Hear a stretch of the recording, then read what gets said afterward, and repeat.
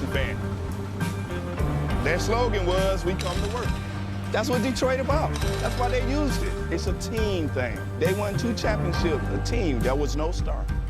No mayor can come in here and be a star. It's a team thing.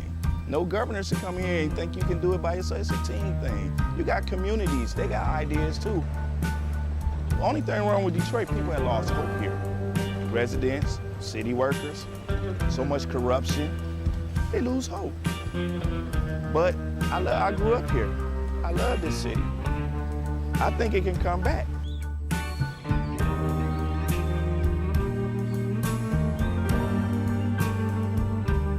I've been working for the city 24 and a half years. Within the last 10 years, we took 4 pay cuts, and then an additional 10% wage cut. I've lost a home. When you take all of the decisions out of the city of Detroit, all of us, then what do you have? Exactly what we got, a lot of problems. Every time the city seems to fall into a problem, it's always on the backs of us workers. You wake up out of a dead sleep and you jump behind the wheel and take off driving and try to get everybody there safe, not knowing really what you're pulling up to. I'm not eligible for Social Security, so the pension is my sole salary at this point. We've been in business here 39 years. We've seen a lot in Detroit. The area was like a lot of that's getting for getting business people. Response times are increasing because of the closing of companies, which takes your insurance rate through the roof. So all the things that affect us affect the citizens. I worked for the city in different capacities for 29 years. I feel like an old jacket. They use me up and they throw me away. In my condition, nobody's gonna hire me. I'm 68 years old. Half the times, I can't get my blood pressure medicine. It's either feeding myself, blood pressure, or paying bills. $754. By the time they take all the deductions for I have my car insurance, my house insurance, and my health insurance taken out. So the time they take all that, I'll get about $300 after they take all that out. I don't understand it. I can't see how the governor is allowing this to happen and what they're doing and they want to blame it all on the seniors. Not only the seniors, but the city workers. And we worked hard. I know I worked hard. I've been in Detroit since 1946. I was 14 years old when I came in. I don't live large at all. I wish I could. I don't know when the last time I've been shopping. I only get $1,100, and I'm 81 years old, and I need every penny that I can get and that I do get. And I'm very, very upset about the idea of them taking away my pensions that I worked 30 years for. I think it's terrible that they talk about Detroit like they do, because Detroit has been very good to me. I have a lot of city workers coming in with their uniforms on, Detroit Water Department, Police Department, Fire Department. I get a lot of people, the Border Patrol come in. So if I lose that customer base, I'm going to be in a position where I might have to close down.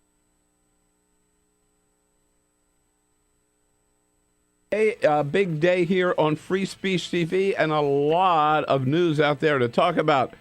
Hillary Clinton holds a news conference finally to give her explanation on why she didn't use the official State Department email account. 47 Republican senators getting a lot of blowback on the letter that they sent to the Ayatollah of Iran, urging him not to make a deal with President Obama.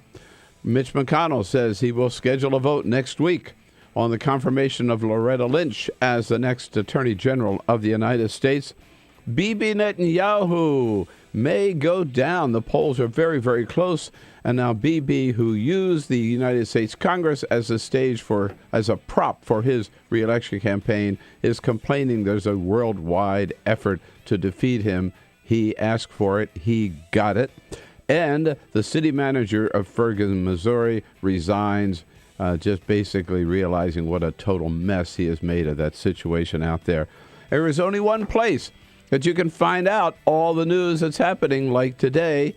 Only one place you can get find out what it all means from a progressive point of view, and only one place you get to weigh in and express your opinion. And, of course, that's right here on Free Speech TV, America's one and only progressive television channel, 24/7, full-time. Nowhere else do you find it here. And we know you appreciate that. We want you to show your love, show your respect, show your appreciation by making a pledge to keep Free Speech TV on the air. Have you made your pledge yet, this pledge drive? Well, why not? And if not, do it today, please, and be as generous as you can. We really, really need your help. And here are some things you can think about. If you could help us with just $5 a month, $5 a month, $60 a year, we'll send you a Free Speech TV travel mug. Double that for $120 a year. $10 a month, you get the mug and your own Free Speech TV T-shirt for $240. Double that, $240 a year, or $20 a month. We'll send you one of our exclusive Bill Press Show mugs and an Equal Exchange African gift box, a very special prize that we have put together. Some of the proceeds from this will go to help the sisters who run the Panzi Hospital in the Republic of Congo. And that box will include some coffee, some soap, a bracelet, and some lip balm and other things from the Republic of Congo. $360 a month, you get a Free Speech TV mug, 2 Bill Press mugs, and that African gift box. And for $1,000, come here to Washington, get yourself to Washington. Carol and I will love to meet you, take you out to dinner, and then the next morning invite you into the studio here to meet our team and watch the show. So at whatever level you can and as generous as you can, please be part of this pledge drive here this month, this week, and help free speech out. The way to do it, go to the phone, 877-378-8669, 877-378-8669, or go online to freespeech.org. Become part of the Free Speech family. Thanks a lot.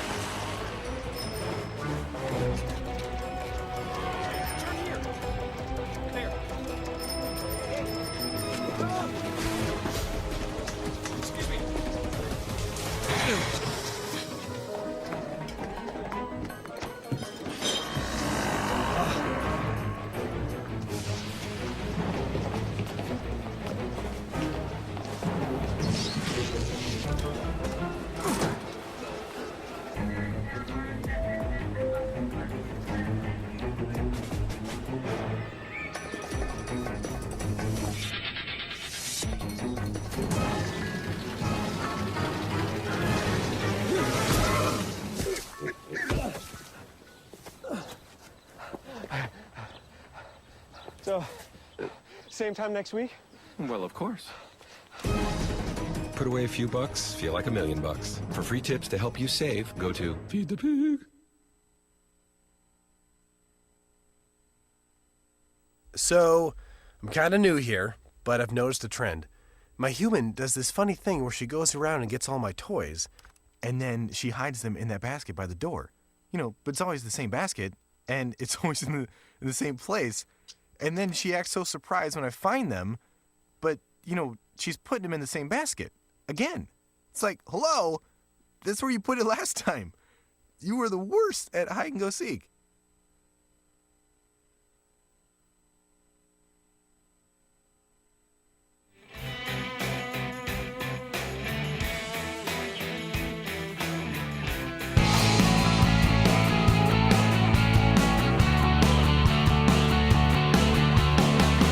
Broadcasting around the nation, on your radio, on your TV, and online.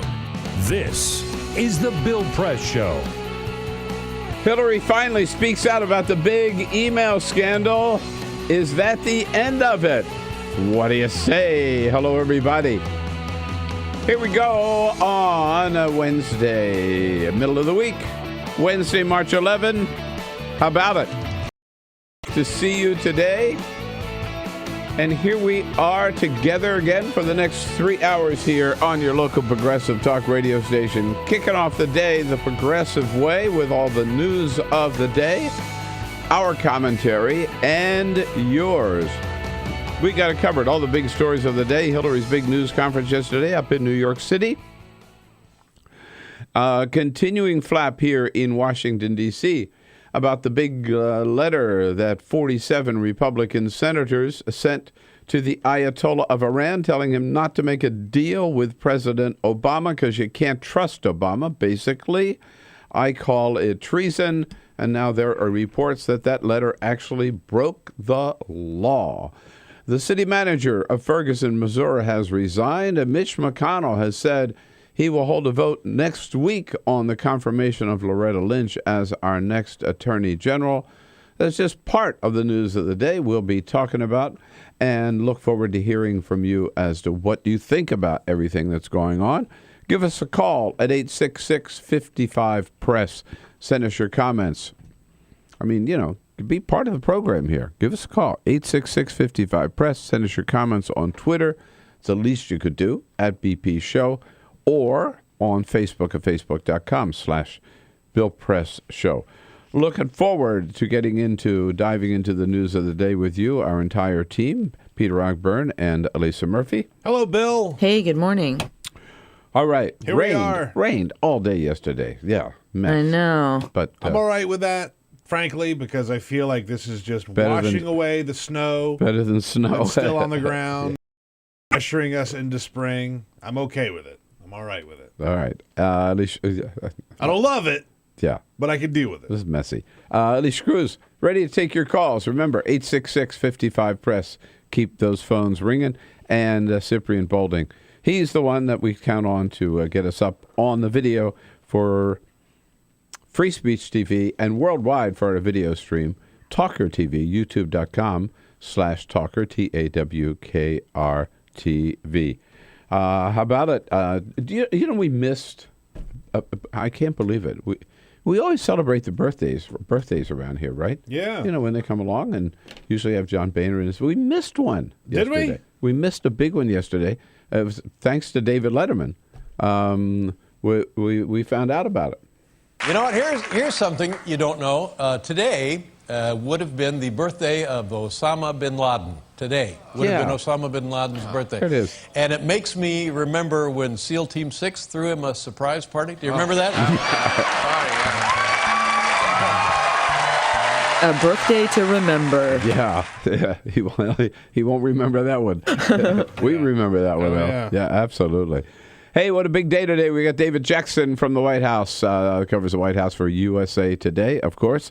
The one and only Charlie Cook, the best, I think, political prognosticator in the country, will be joining us, as well as Joe Cirincione, our foreign policy guru from the Ploughshares Fund, to talk about this big letter to the leaders of Iran sent by 47 Republican senators that got Washington buzzing. And most foreign policy experts, whether they worked for Democratic presidents or Republican presidents, have condemned that letter as an outrageous and unprecedented breach of American foreign policy.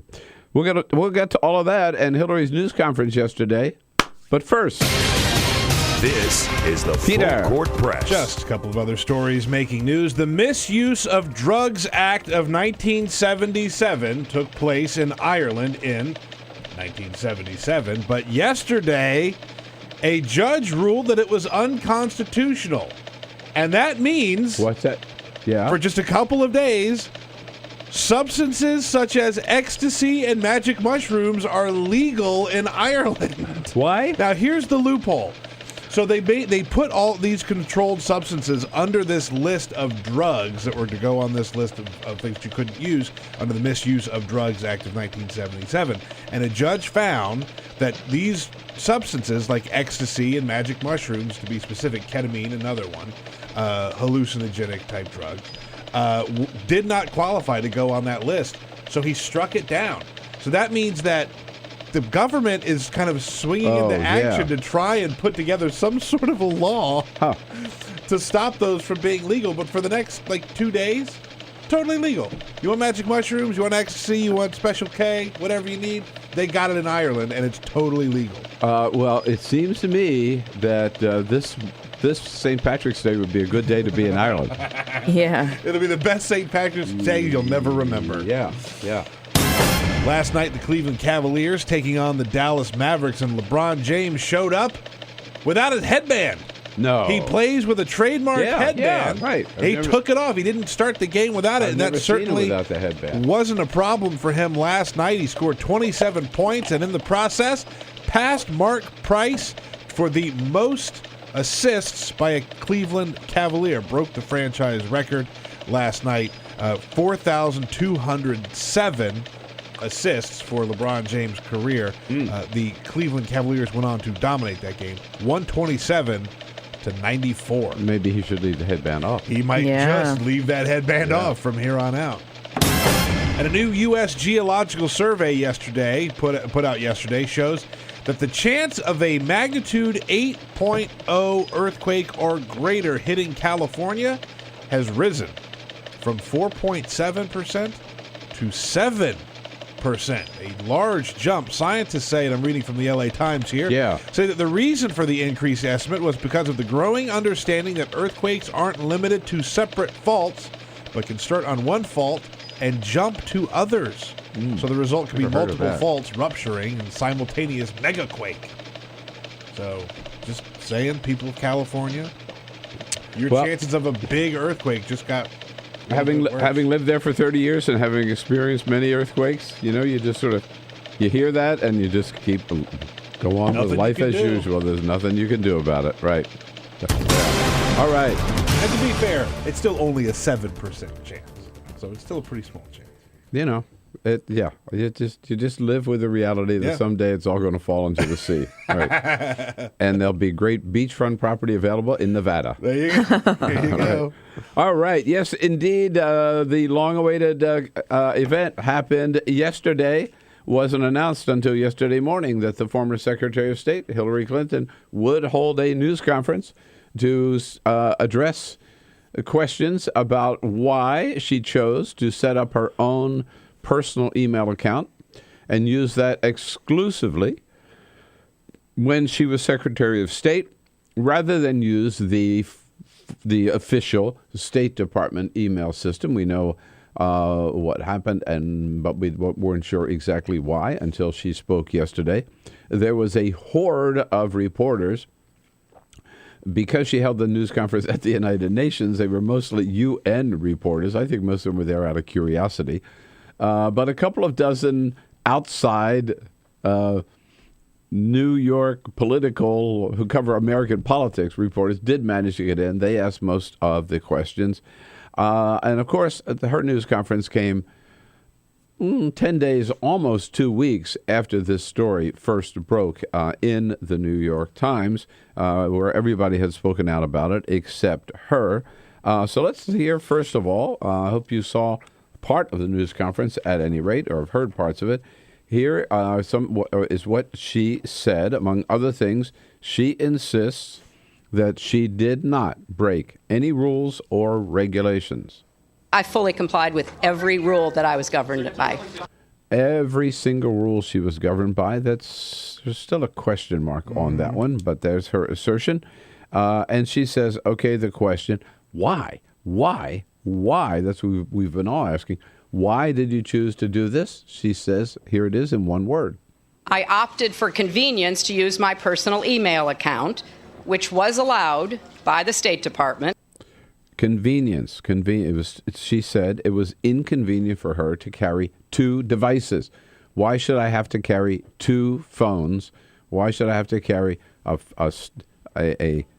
one to handle, like a BlackBerry, to handle official stuff, and an iPhone to handle my personal stuff? It was inconvenient, therefore I chose not to do it. Looking back, probably not the smartest thing to do. I did it for convenience, and I now looking back, think that it might have been smarter to have those two devices from the very beginning. And she also addressed the question of security. This has been raised. I mean, here she has this server in their house up in New York, totally outside the system that she and former President Bill Clinton used. Was that as secure in terms of official communications with foreign leaders or government employees and members of other agencies or of the State Department? Was that as secure against hackers as the State Department system was? It had numerous safeguards. It was on property guarded by the Secret Service, and there were no security breaches. So there you hear her explanation. She did it. She admits it. She also went on to say, by the way, that they had decided, they went through and sorted out official government emails from emails, personal emails related to her mother's death, her daughter's wedding, scheduling her yoga exercises, all that kind of stuff, personal stuff. Those, she said, she kept or destroyed. Sort of a little fuzzy there, but she said she probably destroyed them all. They're not around.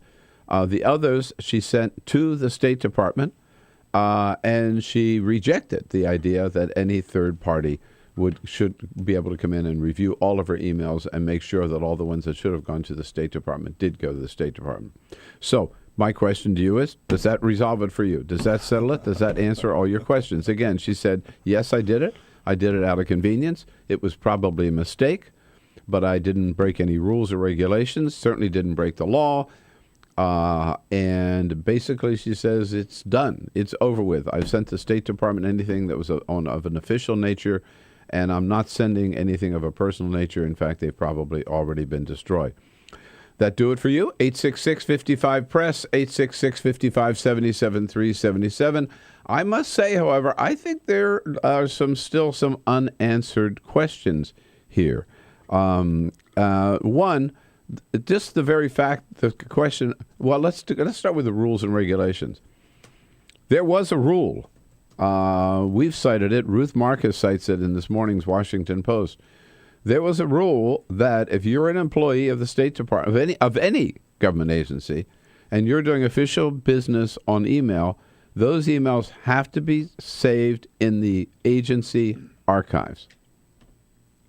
They were not under Secretary Clinton. They were not until the State Department asked for them, and then her staff sent the ones that they thought would apply, were official. They made that decision, not the State Department. There's a question there about whether she did actually follow the rules in place at the time. There's also the question, I think, and I'm not trying to be nitpicky here. I guess what I'm saying is I don't think this thing is going away. I think she waited a little too long and did not answer all the questions. And then this matter of convenience. Well, where do I start? Let me put it this way. You know what? Everybody that I know, every member of Congress that I know, my good friend Congressman Sam Farr from California, right? He's got a BlackBerry that he uses for house business, and he has an iPhone that he and I communicate on, and he does with his family and all of his friends. I have a good friend who works for the Secret Service. He's got a BlackBerry where he gets his orders and assignments from the Secret Service and talks to his boss. He's got an iPhone that he and I communicate on. Everybody I know working in the federal government has two systems. And in fact, just last month, Hillary Clinton admitted she did too. The big question. Okay. She's out in the Silicon Valley. iPhone or Android? iPhone. Okay, in full disclosure, BlackBerry. And a BlackBerry. Let's just stop it right there. So she's got an iPhone and a BlackBerry. So what does this convenience thing mean?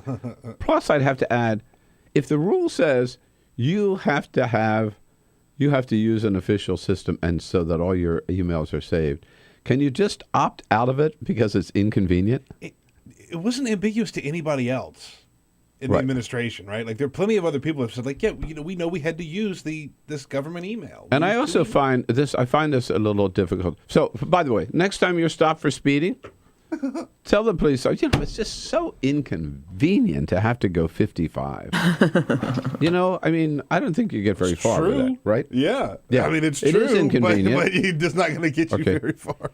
But the other thing, this argument that she repeated yesterday,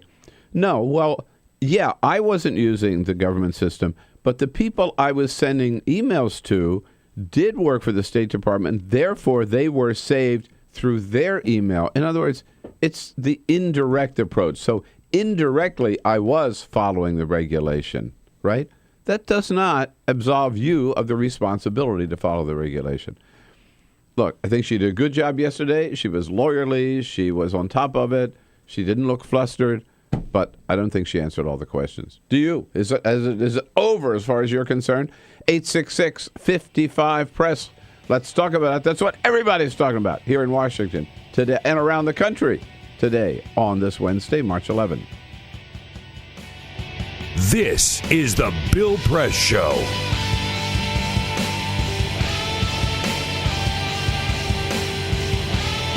Anti-government, self-described revolutionaries have shot up a pizza restaurant as well as a Walmart in Las Vegas.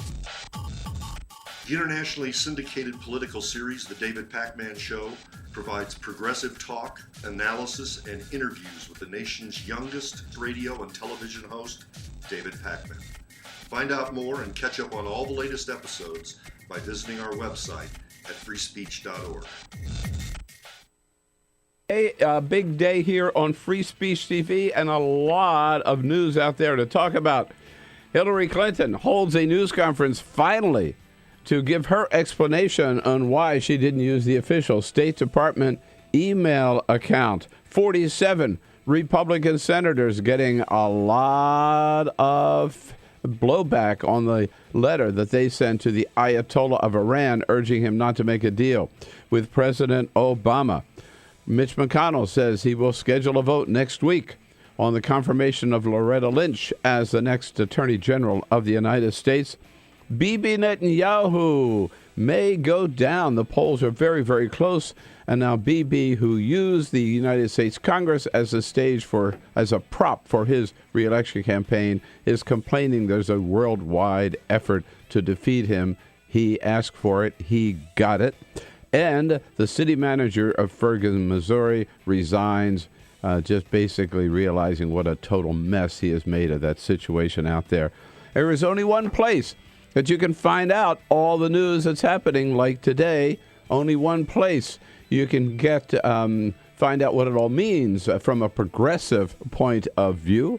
And only one place you get to weigh in and express your opinion. And, of course, that's right here on Free Speech TV, America's one and only progressive television channel, 24/7, full-time. Nowhere else do you find it here. And we know you appreciate that. We want you to show your love, show your respect, show your appreciation by making a pledge to keep Free Speech TV on the air. Have you made your pledge yet, this pledge drive? Well, why not? And if not, do it today, please, and be as generous as you can. We really, really need your help. And here are some things you can think about. If you could help us with just $5 a month, $5 a month, $60 a year, we'll send you a Free Speech TV travel mug. Double that for $120 a year. $10 a month, you get the mug and your own Free Speech TV T-shirt for $240. Double that, $240 a year, or $20 a month. We'll send you one of our exclusive Bill Press Show mugs and an Equal Exchange African gift box, a very special prize that we have put together. Some of the proceeds from this will go to help the sisters who run the Panzi Hospital in the Republic of Congo. And that box will include some coffee, some soap, a bracelet, and some lip balm and other things from the Republic of Congo. $360 a month, you get a Free Speech TV mug, 2 Bill Press mugs, and that African gift box. And for $1,000, come here to Washington. Get yourself to Washington. Carol and I will love to meet you, take you out to dinner, and then the next morning invite you into the studio here to meet our team and watch the show. So at whatever level you can and as generous as you can, please be part of this pledge drive here this month, this week, and help free speech out. The way to do it, go to the phone, 877-378-8669, 877-378-8669, or go online to freespeech.org. Become part of the Free Speech family. Thanks a lot.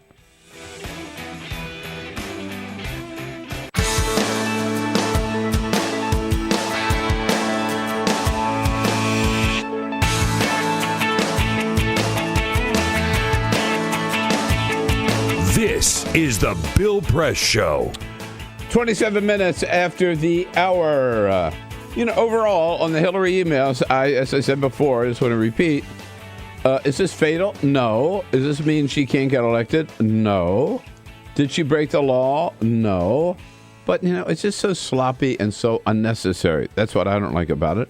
And I'm afraid she didn't do a good enough job yesterday of answering all the questions. I think if she had a full-fledged news conference in front of America's political reporters and answered all their questions, then she might have been able to put it behind her. This was just maybe look more of a tease. Peter. We're on Twitter at BP Show, where Cordell Garrett disagrees. He says, if it's good enough for Colin Powell, it should be good enough for Hillary. Time to let it go. There's no real news there. Know your facts, Mr. Whatever his name is. Colin Powell had two accounts. He had his personal account and his official account. He used them both. Ike, calling from Charleston, South Carolina. Hello, Ike. What do you think? Morning. Hey, good morning, Bill. It's just a preemptive strike. They don't want her to have a chance of becoming president, much like, all this hullabaloo going on with that letter. The Republicans have no respect for any of the people on the other side at all, and anything they can do to cause trouble, they will. But I'm waiting to hear what either Netanyahu or the Shah of Iran have to say about it, because they obviously know more about the Constitution than the Republicans do. Well said, Ike. A little off topic there, I know, but appreciate it. As always, Wagon. More calls about Hillary coming up. Hey, hello, everybody. What do you say? Here we go. Today, a big day here on Free Speech TV and a lot of news out there to talk about. Hillary Clinton holds a news conference finally to give her explanation on why she didn't use the official State Department email account. 47 Republican senators getting a lot of blowback on the letter that they sent to the Ayatollah of Iran, urging him not to make a deal with President Obama. Mitch McConnell says he will schedule a vote next week on the confirmation of Loretta Lynch as the next Attorney General of the United States. Bibi Netanyahu may go down. The polls are very, very close. And now Bibi, who used the United States Congress as a prop for his re-election campaign, is complaining there's a worldwide effort to defeat him. He asked for it. He got it. And the city manager of Ferguson, Missouri, resigns, just basically realizing what a total mess he has made of that situation out there. There is only one place that you can find out all the news that's happening, like today. Only one place you can get find out what it all means from a progressive point of view, and only one place you get to weigh in and express your opinion. And of course, that's right here on Free Speech TV, America's one and only progressive television channel, 24/7, full-time. Nowhere else do you find it here, and we know you appreciate that. We want you to show your love, show your respect, show your appreciation by making a pledge to keep Free Speech TV on the air. Have you made your pledge yet, this pledge drive? Well, why not? And if not, do it today, please, and be as generous as you can. We really, really need your help. And here are some things you can think about. If you could help us with just $5 a month, $5 a month, $60 a year, we'll send you a Free Speech TV travel mug. Double that for $120 a year. $10 a month, you get the mug and your own Free Speech TV T-shirt. for $240, double that, $240 a year or $20 a month. You'll send you one of our exclusive Bill Press Show mugs and an Equal Exchange African gift box, a very special prize that we have put together. Some of the proceeds from this will go to help the sisters who run the Panzi Hospital in the Republic of Congo. And that box will include some coffee, some soap, a bracelet, and some lip balm and other things from the Republic of Congo. $360 a month. You get a Free Speech TV mug, 2 Bill Press mugs, and that African gift box. And for $1,000, come here to Washington. Get yourself to Washington. Carol and I will love to meet you, take you out to dinner, and then the next morning invite you into the studio here to meet our team and watch the show. So at whatever level you can and as generous as you can, please be part of this pledge drive here this month, this week, and help free speech out. The way to do it, go to the phone, 877-378-8669, 877-378-8669, or go online to freespeech.org. Become part of the Free Speech family. Thanks a lot.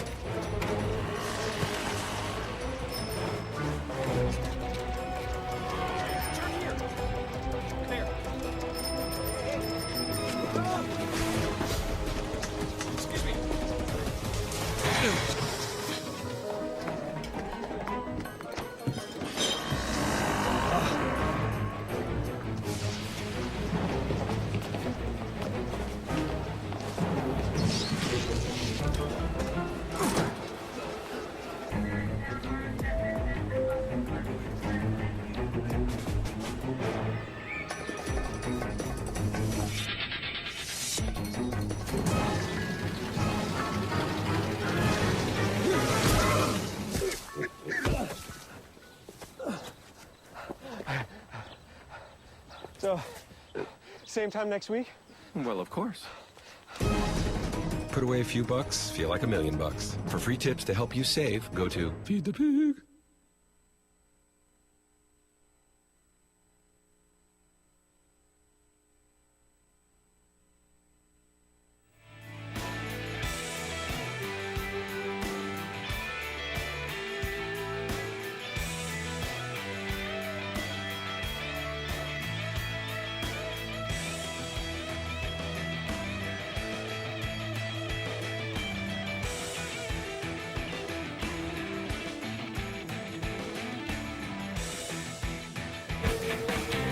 Here we go now at 34 minutes after the hour.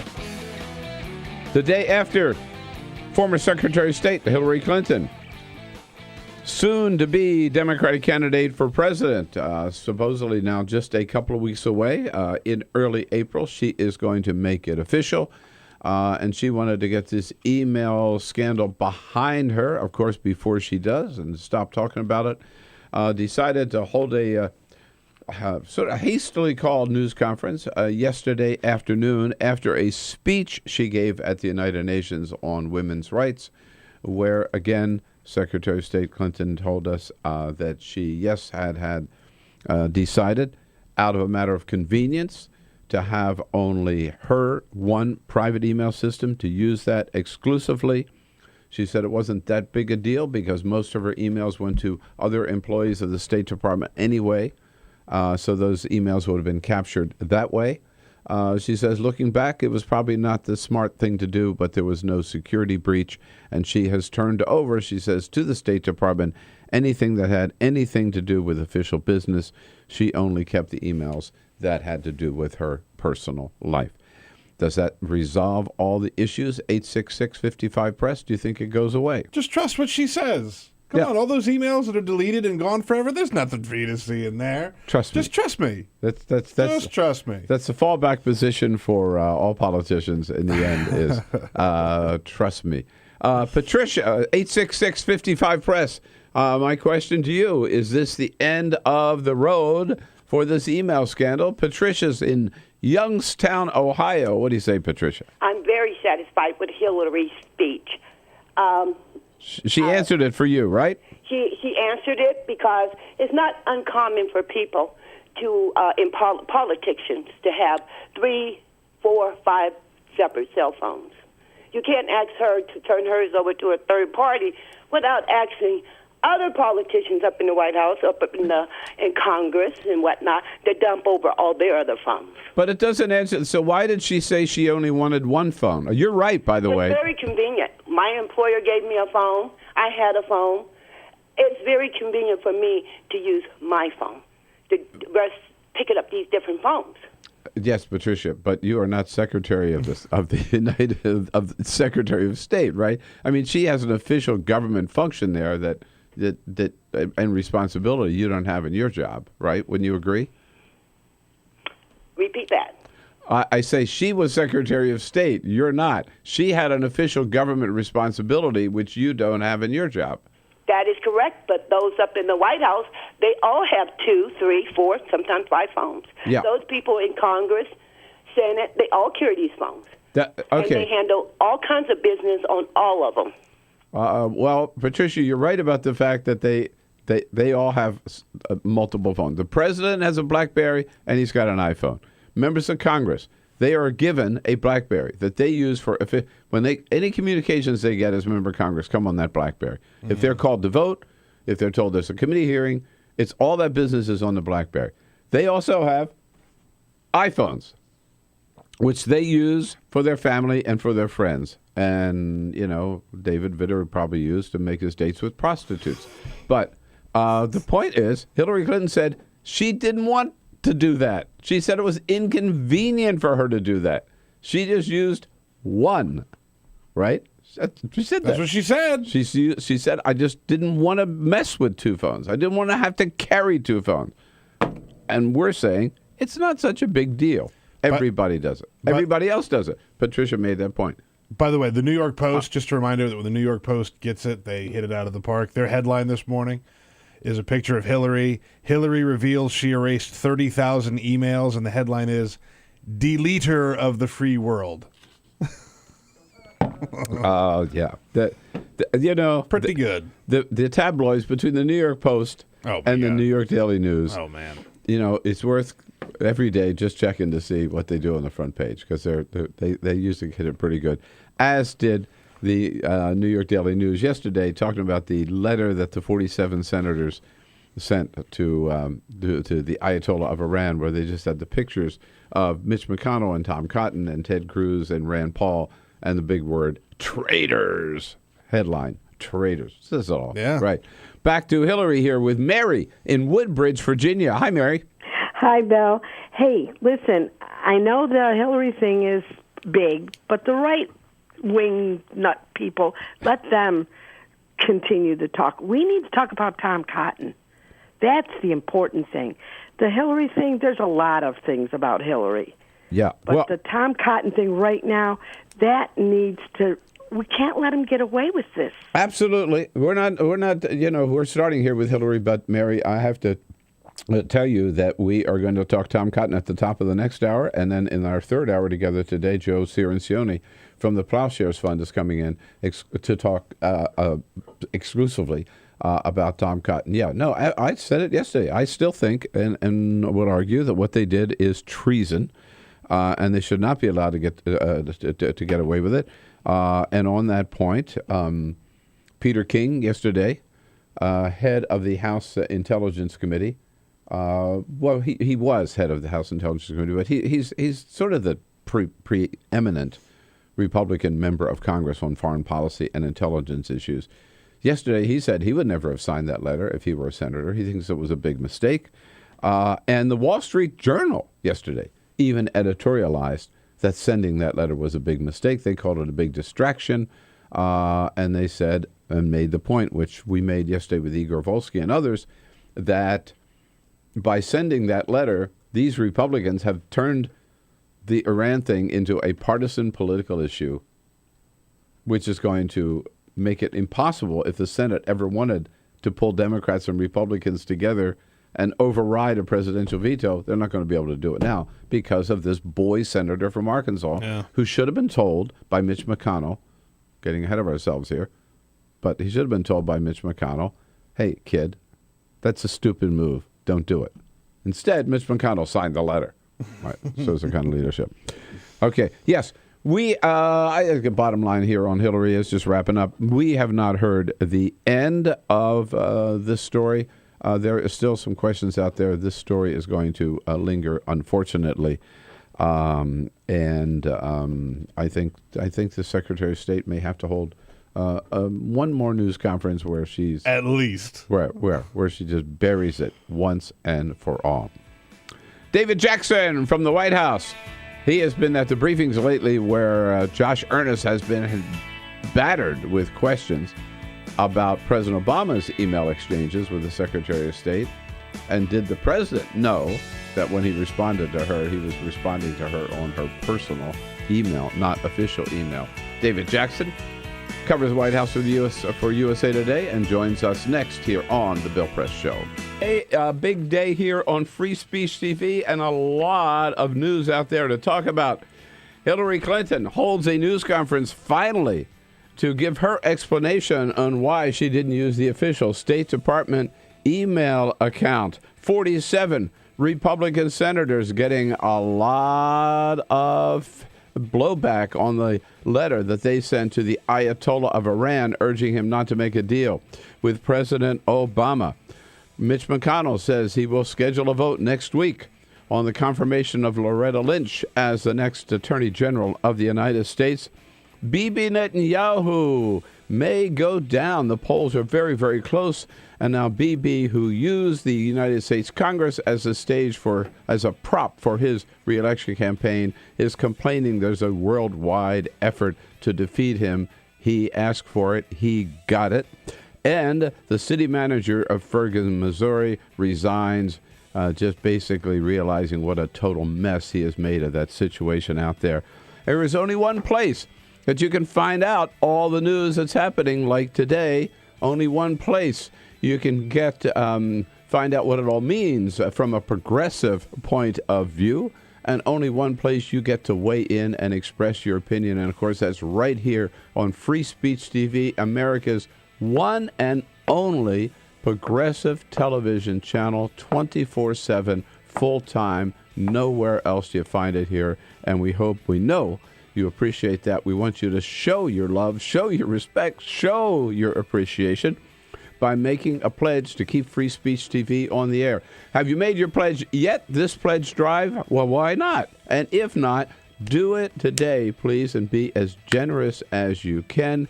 We really, really need your help. And here are some things you can think about. If you could help us with just $5 a month, $5 a month, $60 a year, we'll send you a Free Speech TV travel mug. Double that for $120 a year. $10 a month, you get the mug and your own Free Speech TV T-shirt for $240. Double that, $240 a year, or $20 a month. We'll send you one of our exclusive Bill Press Show mugs and an Equal Exchange African gift box, a very special prize that we have put together. Some of the proceeds from this will go to help the sisters who run the Panzi Hospital in the Republic of Congo. And that box will include some coffee, some soap, a bracelet, and some lip balm and other things from the Republic of Congo. $360 a month, you get a Free Speech TV mug, 2 Bill Press mugs, and that African gift box. And for $1,000, come here to Washington, get yourself to Washington. Carol and I will love to meet you, take you out to dinner, and then the next morning invite you into the studio here to meet our team and watch the show. So at whatever level you can and as generous as you can, please be part of this pledge drive here this month, this week, and help free speech out. The way to do it, go to the phone, 877-378-8669. 877-378-8669, or go online to freespeech.org. Become part of the Free Speech family. Thanks a lot. The hour. Here we go. I saw somebody introducing a panel the other day when they were introducing the speakers, and then for each speaker, the moderator said, now, the unknown fact about this person is, and then they had a little personal thing about the kind of each one, Uh-huh. So the unknown fact about David Jackson, yes, he's a party animal, man. Is that right? Oh, yeah. He was out on the town last night just, whooping it up. Every party I go to, there's David I was Jackson. Gonna say, the only way you would know that he was out is if you were out yourself. Exactly. So. Thanks for pointing that out, Peter. Yeah. Hey, free food, free drinks. What more can you ask for? Yeah, that's right. That's what Washington's all about, right? Exactly. We saw each other at a book signing last night, and I'll tell you, it's like social life in Washington. At least 50% of social activity in Washington are book signings. Right? Yeah. Exactly. Because you get an education and free food, good friends. I mean, you can't beat it. Yeah, that's right. Well, so David, we were all huddled around the TVs yesterday to watch Hillary Clinton with her news conference at the UN. Did she bury this scandal once and for all? Oh, I seriously doubt it. I mean, it's just. I think she raised as many questions as she answered. Particularly, she talked about deleting some of her personal emails. A lot of people are concerned about that. The headline in the New York Post this morning is "Deleter of the Free World." Right. And she also talked about exchanging emails with her husband, and her husband's been quoted as saying that he's never sent any emails, and people are wondering why she didn't go ahead and have that. She never really did answer the question of why she didn't go ahead and have a State Department email account to avoid all this controversy. So I suspect this thing will be with us for a while. Yeah, she said it was inconvenient to have two phones. Everybody I know working in the government has they have two phones. They have their BlackBerry for the government work, and they have their iPhone. Right, and nowadays with the technology, you can have one device and two emails on it. So, yeah, it's... yeah, right. They're going to be a lot of... Now, some people say that at the start of her tenure as Secretary of State, you couldn't do that. You had to have two phones in order to have the separate government email, but over the years, that they've changed that now, and you can't have just, you just have your single phone with multiple emails on it. Right. Her correspondence with the president, that Josh Earnest put at our last briefing, talked about that, where obviously they did exchange emails, right? For sure, although that's going to be a little bit different because the president can always claim executive privilege over that, especially given that it's a conversation with the Secretary of State. So, yeah, they definitely did exchange emails. I suspect some people want to go after those, but I don't think they'll get them because I think the president would have a much stronger claim than Clinton would to shield those via executive privilege. I think the big story of the White House is going to be, I think it looks pretty clear that President Obama also had his own private email, and the White House hasn't commented on it one way or another. They will never neither confirm nor deny, but I think the suspicion is that he also uses a special personal email account, and I suspect that's going to come out one of these days. Right. And I thought it was interesting yesterday, she flatly rejected the idea of having a third party come in and look over all the emails to make sure that everything that should have been sent to the State Department was, in fact, sent to the State Department. Oh, yeah, I think that's a non-starter. I mean, you look back over the history of the Clintons, and that's, I don't think they're going to let anybody come in from the outside. And it depends on who the third party is, of course. I think the Republicans want their own third party. I don't think the party, and I don't think the Republicans and the Clintons will agree on who that third party might be in any event. So I'm not expecting that to happen. Okay. Now, the White House didn't hold back in condemning the letter sent by the 47 Republican senators. Oh no, it's the feelings are just getting worse and worse between the White House and Congress, and it was an extraordinary letter. Bill, I had computer problems, and I had to go out to our headquarters in Tyson's on Monday morning, and someone sent me an email about this letter from the Republicans about Iran. I assumed it was a letter to President Obama. Yeah. Come to find out, it was an open letter to the leaders of Iran. I was quite surprised and taken aback when I heard that, and it may be unprecedented. I don't know. I'm told that back in the 80s, some House Democrats wrote Daniel Ortega when he was running Nicaragua to complain about the Reagan policy. But it does seem extraordinary, especially given the sensitivity of these negotiations and how the talks with Iran are coming down to the wire. There was. I saw that even the Wall Street Journal yesterday said, it was a mistake, I guess, or distraction, they called it. Peter King has said it was a mistake. So is Bob Corker, right? Right. Yeah. And Jeff Flake also criticized them. I think at the very worst, it's questionably from a political standpoint, at the very least, because one thing that they've done is a lot of Democrats also have concerns about this Iran deal, but they're kind of being driven away by the manner in which the Republicans are handling this. Yeah. Right. The possibility, I think, of putting together a bipartisan veto. 67 votes to override a presidential veto may have disappeared, partly thanks to this letter. I think that's right. That's right. Right. And they are very. I understand President Obama himself is quite outraged about it. So I think you'll continue to see the White House pound this drum because it's just that the feelings are just so raw and personal now between the top echelon at the White House and the top echelon on Capitol Hill. Now, it's quite striking. The president was down in Columbia, South Carolina, talking your home state, right. Talking about community college. Tomorrow he goes back on the road to Phoenix and to Los Angeles. Why? Well, frankly, to raise money. It started out as just a California trip, and it was just to raise money because that's such a rich source of funds for the Democratic Party. He was going to do some fundraisers in Southern California. He's going to do the Jimmy Kimmel talk show because that's one he hasn't done as president yet. He's done Letterman and he's done Jimmy Fallon, so now it's time to do Kimmel, who's based out on the West Coast. And after making the plans for California, remember a couple of weeks ago when he was in Phoenix and he didn't go by the VA hospital? Yes. The motorcade literally went past the hospital, but it didn't stop him. Well, they're going to try to rectify that mistake. Oh, I see. So on Friday, when he's coming back on Friday, they're going to stop off in Phoenix and he's going to visit the VA hospital. The VA administrator will be there, and they'll talk about all the problems with the senior military healthcare services had. Yeah. It's kind of a makeup call from a couple weeks ago. I just want I get the impression, that at least once a week, the president is out on the town on the road. And I get the impression they schedule these trips before they decide a reason why they're going, right? Well, sometimes, there's always a tension between... There doesn't seem to be a central theme here. Right, exactly. No, there's not. There's always a tension between the fundraising part of the job and the policy part of the job. And very often these trips are simply to raise money, and then they kind of backfill with a government excuse to justify the trip. But I think that's kind of what's happened here.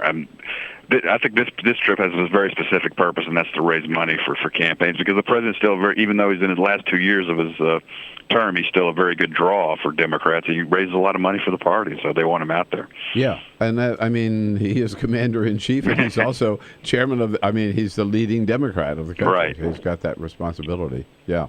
For whoever the nominee happens to be in 2016. Well, that's one thing I want to ask you. If not Hillary, who? That's is there much doubt? Is she even going to have any competition when the primaries roll around next year? I don't see that she will. I think that she should. I think this email flap is all the more reason why the Democrats need a really robust and healthy primary and should not just have a coronation. But I keep waiting, for Joe Biden. Keep waiting for Elizabeth Warren, for Bernie Sanders, for somebody other than Jim Webb, right, to really jump out there. Well, I assure you, Biden's keeping his eye on things. By the way, it's getting back to an earlier topic. Biden fired off a very angry message about this letter to Iran.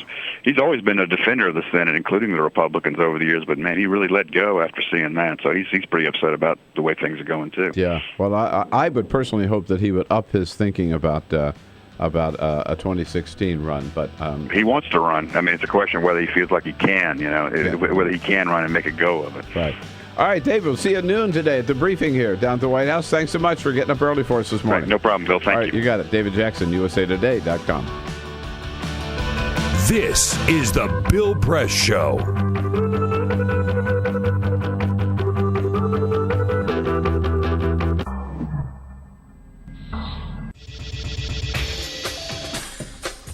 Tune into Free Speech TV for Democracy Now!, a national, independent, award-winning news program bringing you people and perspectives rarely seen on corporate media.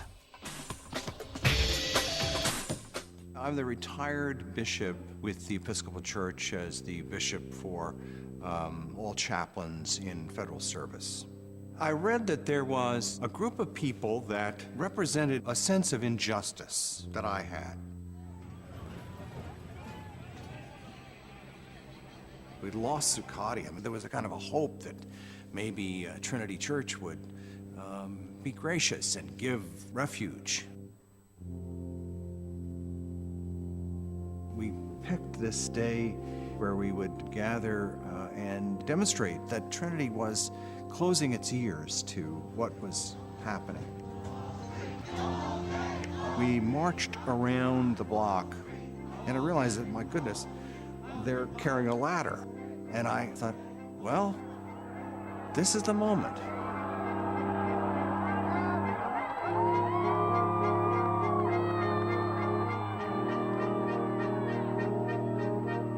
You could feel a spiritual presence. You could feel a certain something.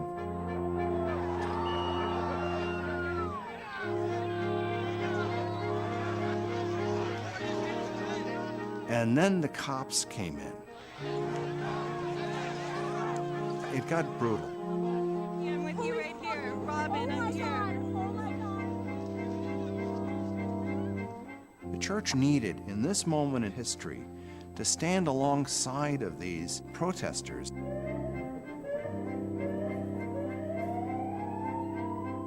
truth of Christ is found in the pews, is found in the institutional church, but it is also found on the streets. It's found in the honesty and the integrity, the insistence of people that you find in Occupy Wall Street.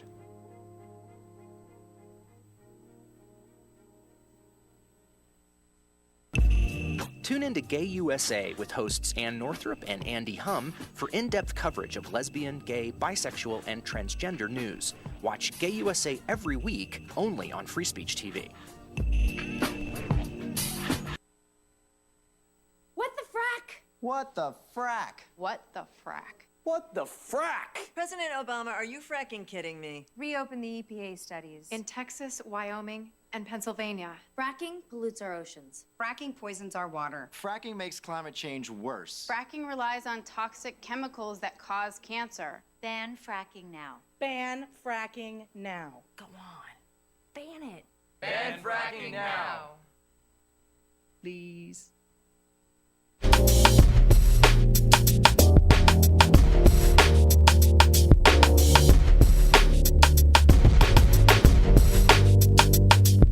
At the top of the next hour, more blowback on the letter from 47 Republican senators to the Ayatollah of Iran. And then Alex Seitz-Wald from MSNBC, who's been covering the Hillary email scandal, will be here in studio with us. Hour number 2 This coming up. Is the Bill Press Show.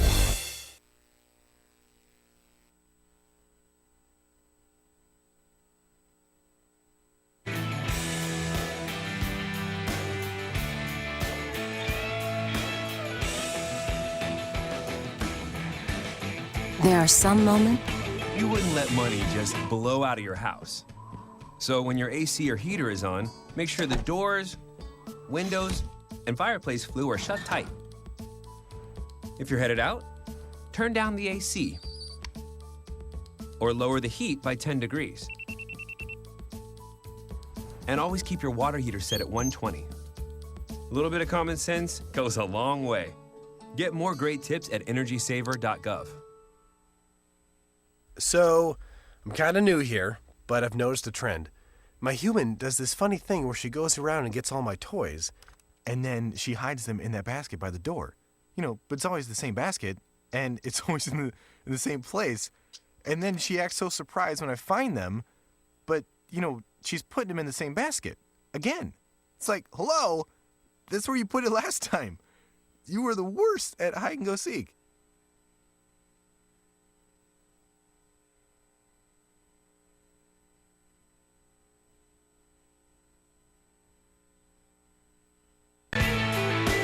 Hey, hello, everybody. What do you say? Here we go. Today, a big day here on Free Speech TV and a lot of news out there to talk about.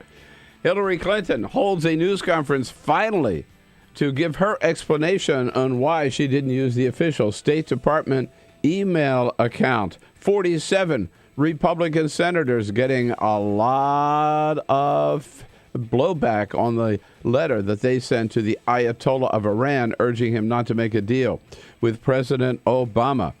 Mitch McConnell says he will schedule a vote next week on the confirmation of Loretta Lynch as the next Attorney General of the United States. Bibi Netanyahu may go down. The polls are very, very close. And now Bibi, who used the United States Congress as a prop for his reelection campaign, is complaining there's a worldwide effort to defeat him. He asked for it. He got it. And the city manager of Ferguson, Missouri, resigns, just basically realizing what a total mess he has made of that situation out there. There is only one place that you can find out all the news that's happening, like today.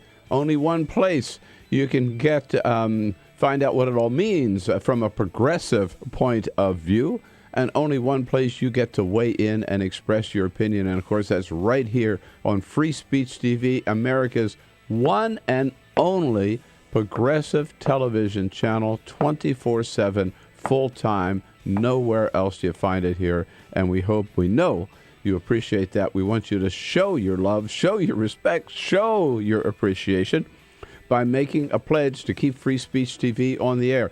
Have you made your pledge yet, this pledge drive? Well, why not? And if not, do it today, please, and be as generous as you can. We really, really need your help.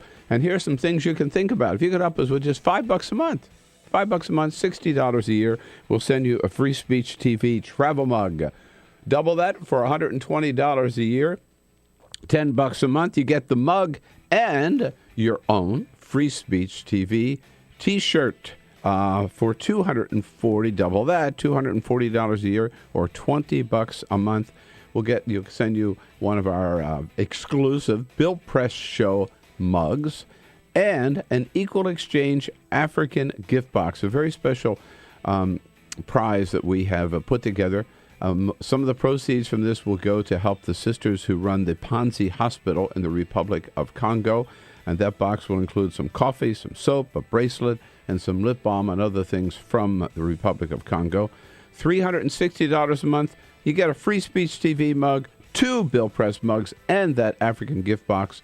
And for $1,000, come here to Washington, get yourself to Washington. Carol and I will love to meet you, take you out to dinner, and then the next morning invite you into the studio here to meet our team and watch the show. So at whatever level you can and as generous as you can, please be part of this pledge drive here this month, this week, and help free speech out.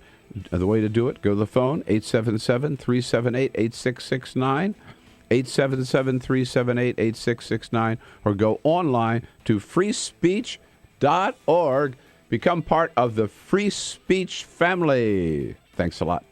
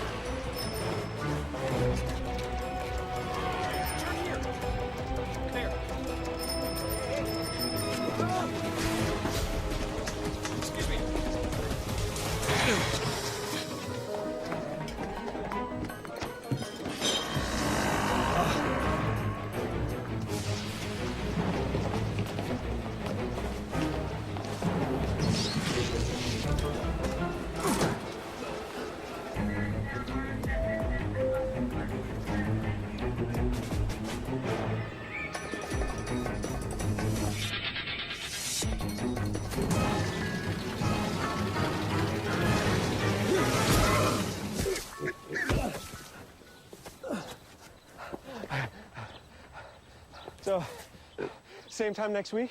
Well, of course. Put away a few bucks, feel like $1 million. For free tips to help you save, go to Feed the Pig.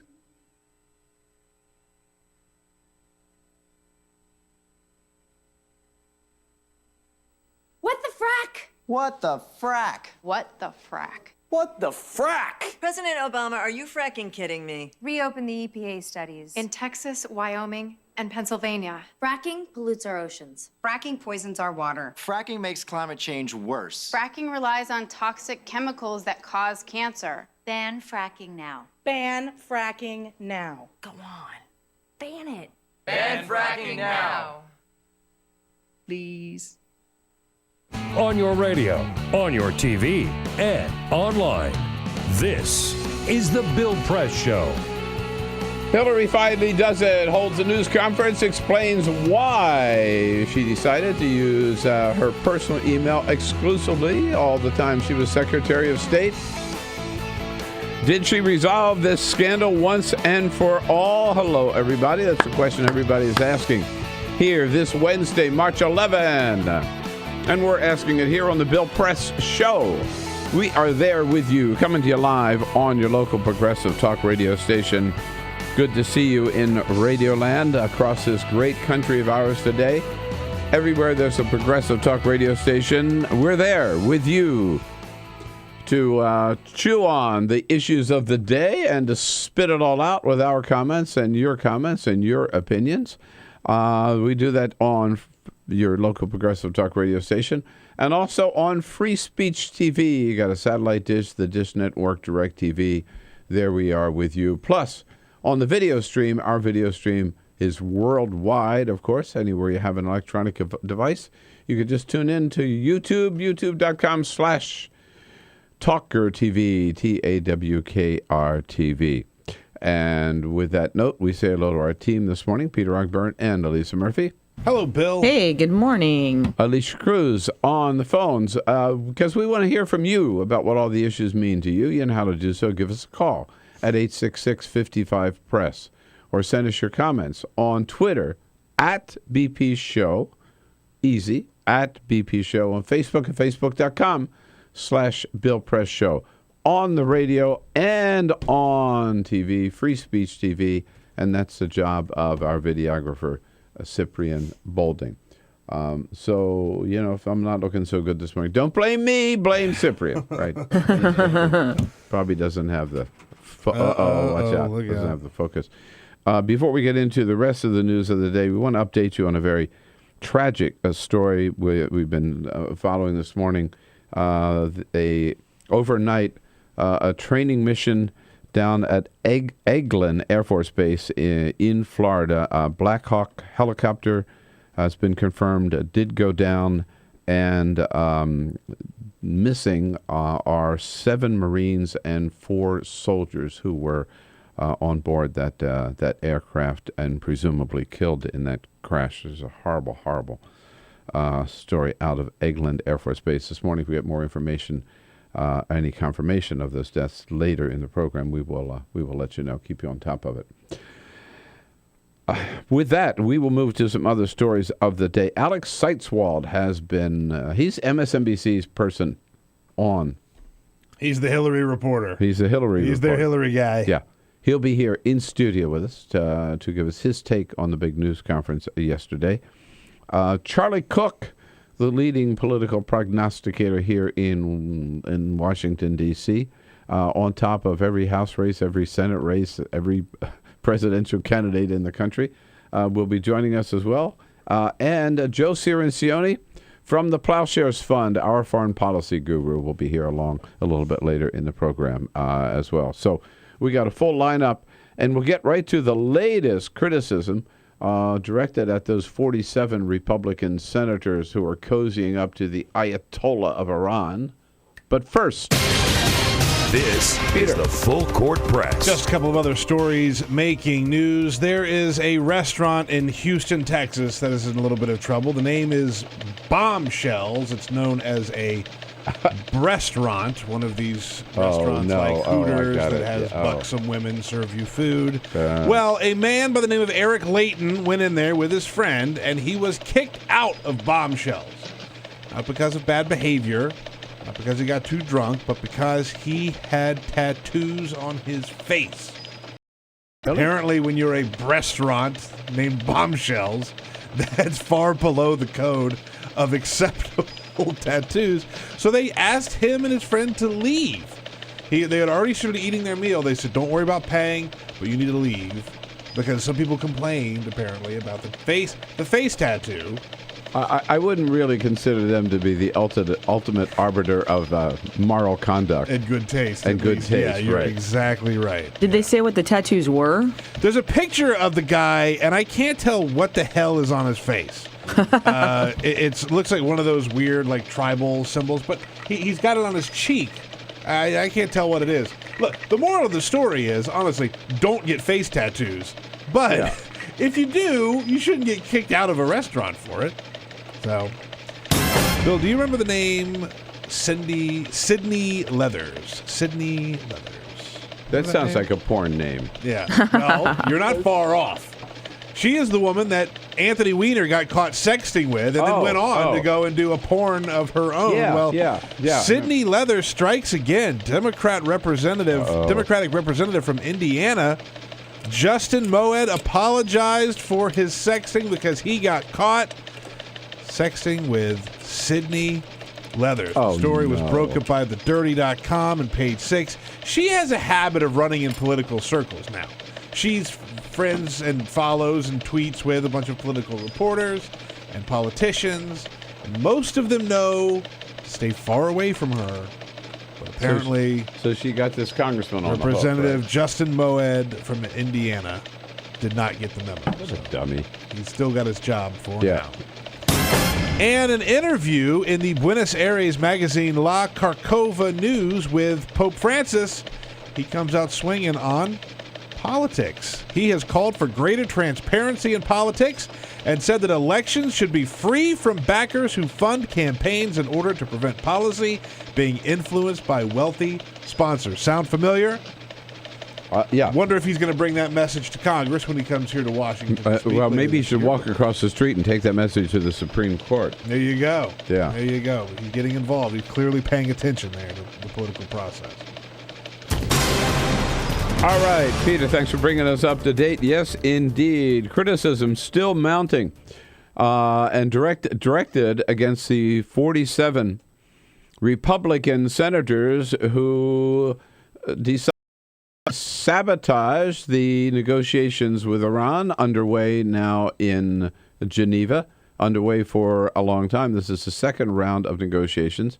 And I think it's important to remember this just isn't the United States. It's the United States and France and Germany and the UK and Russia. And who am I forgetting in that? There are 5 of them, plus one, the P5 plus one, sitting down at the table with Iran and getting very close to having them agree that they will suspend, remember the ultimate goal is that Iran will never have a nuclear weapon, that they would suspend any efforts to enrich plutonium in order to get a nuclear weapon. They would suspend it for at least 10 years. That looks like the direction that we're going in. But there's no deal yet. No deal has been reached yet. No deal has been signed yet. We may not have any deal at all.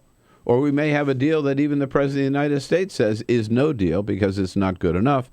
But even before we get there, these 47 Republican senators sending a letter to the Ayatollah of Iran yesterday, a public letter, all Republican senators saying, basically, don't make a deal with Barack Obama because you can't trust him. That has, again, sparked a storm of outrage. First, among Democrats, yes, led by Vice President Joe Biden. The New York Times this morning quoting several leading Democratic senators. Tim Kaine from Virginia. I think Republicans have made it harder for us to approach this in a careful and bipartisan way. Tim Kaine was one of the Democrats who was saying Congress should have a vote on whatever treaty deal comes away from the table in Geneva. Tim Kaine is one of those now saying if Republicans ever thought they were going to get any cooperation from Democrats before, this letter kills that chance. Debbie Stabenow, our good friend from Michigan, she says, while I oppose the war in Iraq, I never would have sent a letter to Saddam Hussein telling him not to trust the United States. Good point.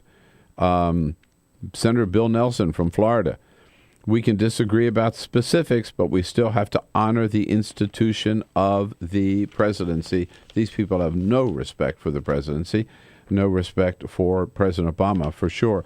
But the criticism, hasn't just. Oh, by the way, one other Democrat weighing in yesterday. Before she talked about her emails, Hillary Clinton, as former Secretary of State, appropriately had something to say about this letter. The recent letter from Republican senators was out of step with the best traditions of American leadership. And one has to ask, what was the purpose of this letter? We know the purpose of the letter because the chief author of the letter, a man who circulated it, Tom Cotton, said he wanted to totally sabotage, undermine the negotiations underway in Geneva. He has said that flat out publicly in several speeches. But it wasn't just Democrats who were critical of this letter yesterday. Peter King, leading House Republican on foreign affairs matters, said it was a mistake, that he would not have signed the letter. Senator Bob Corker from Tennessee, the chair of the Senate Foreign Relations Committee, did not sign the letter, said it was a mistake, and rued the fact that this basically queers any chances that he ever had of getting enough Democrats to join Republicans to override any presidential veto. And the Wall Street Journal yesterday actually said that this was a mistake, it was a distraction, and it is only going to turn this issue and difference of opinion about Iran into a partisan political football. But, again, this is Act 2. Act 1 was inviting Bibi Netanyahu to the Congress, which Republicans did, John Boehner did, without consulting the White House, without consulting the State Department. He did that purely to give Bibi Netanyahu a chance in front of a joint session of Congress to undermine these negotiations in Geneva. Second Act 2 is this letter by the 47 Republican senators. Now, not everybody has been critical. I just want you to know the person that we look to more than anybody else for guidance on foreign policy, Bobby Jindal, the governor of Louisiana, has signed the letter. He wasn't asked to sign. He just put out a statement saying, I am officially now adding my signature to this letter. Great. Congratulations. Yeah. But he's not a senator. No, he's not. He's not. He's a Republican, but he's not a senator. He has no business signing. This is a letter on U.S. Senate stationery. Yeah, Bobby Jindal puts out a statement saying, I have signed this letter. Right. Rick Perry also said that he would be honored to sign it if asked. At least he a little one step behind Bobby Jindal. These two clowns. Total clowns. But we come back to what an outrage this is. I'd love to get your take on it. 866-55-PRESS. Again, I believe that if you are openly undermining the foreign policy of the United States, if you are asking a leader of a foreign country, especially the Ayatollah of Iran, not to make a deal with our president while negotiations are underway, not to make a deal with our president, but because you can't trust him, or they say you can't trust any future president not to undo any deal. If you are doing that, you are committing treason against the United States of America. Flat out. You are undermining this country. You're undermining the presidency. You're undermining the president. You're undermining what's best for the country. And again, you're sticking your finger in the eye of all of our allies who are there with us at the table. This is not the U.S. alone, right? This is the world leadership there with Iran trying to get them to agree not to develop a nuclear weapon. And this is the best chance we've got right now. What do you think? 866-55-PRESS. Should they get away with this? 866-55-77-377. Negotiations are still underway. We haven't seen the deal. We don't know what's in any potential deal. We don't know whether it's good or bad. Republicans are already out to undermine it. Why? Because President Obama is in the White House, and they still haven't accepted that fact. That's what it's all about. 866-55-PRESS. Let's talk about it this Wednesday. This is the Bill Press Show.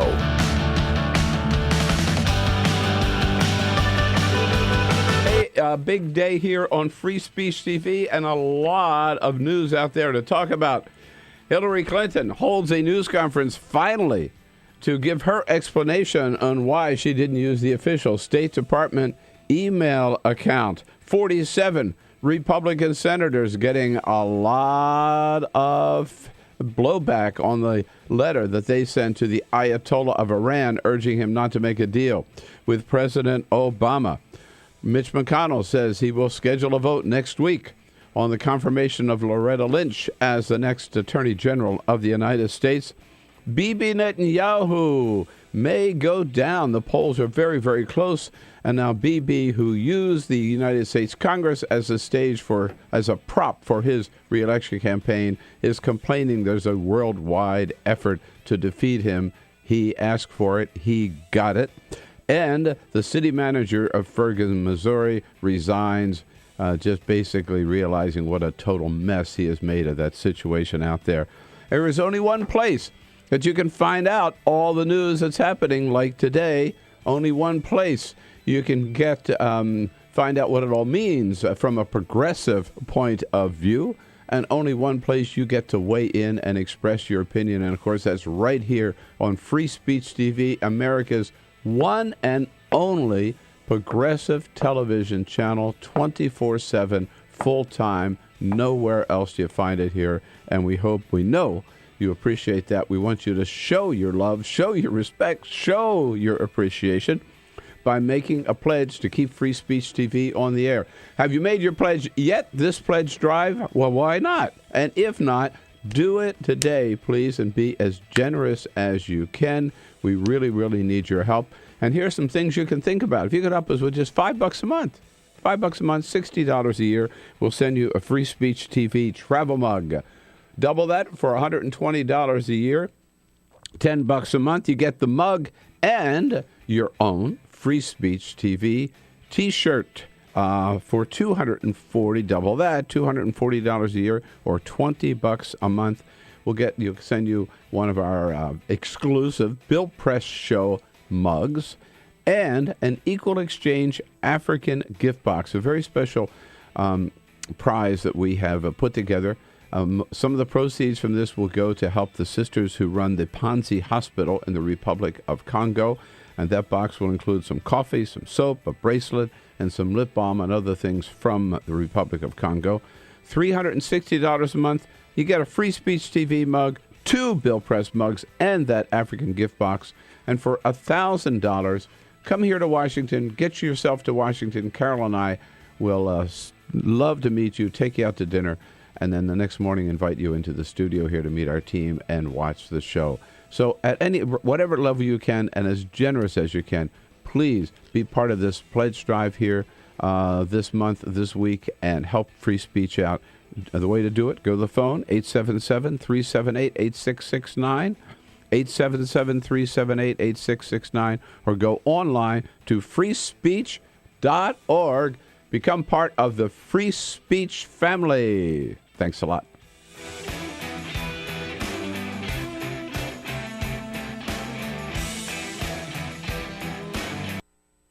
So, I'm kind of new here, but I've noticed a trend.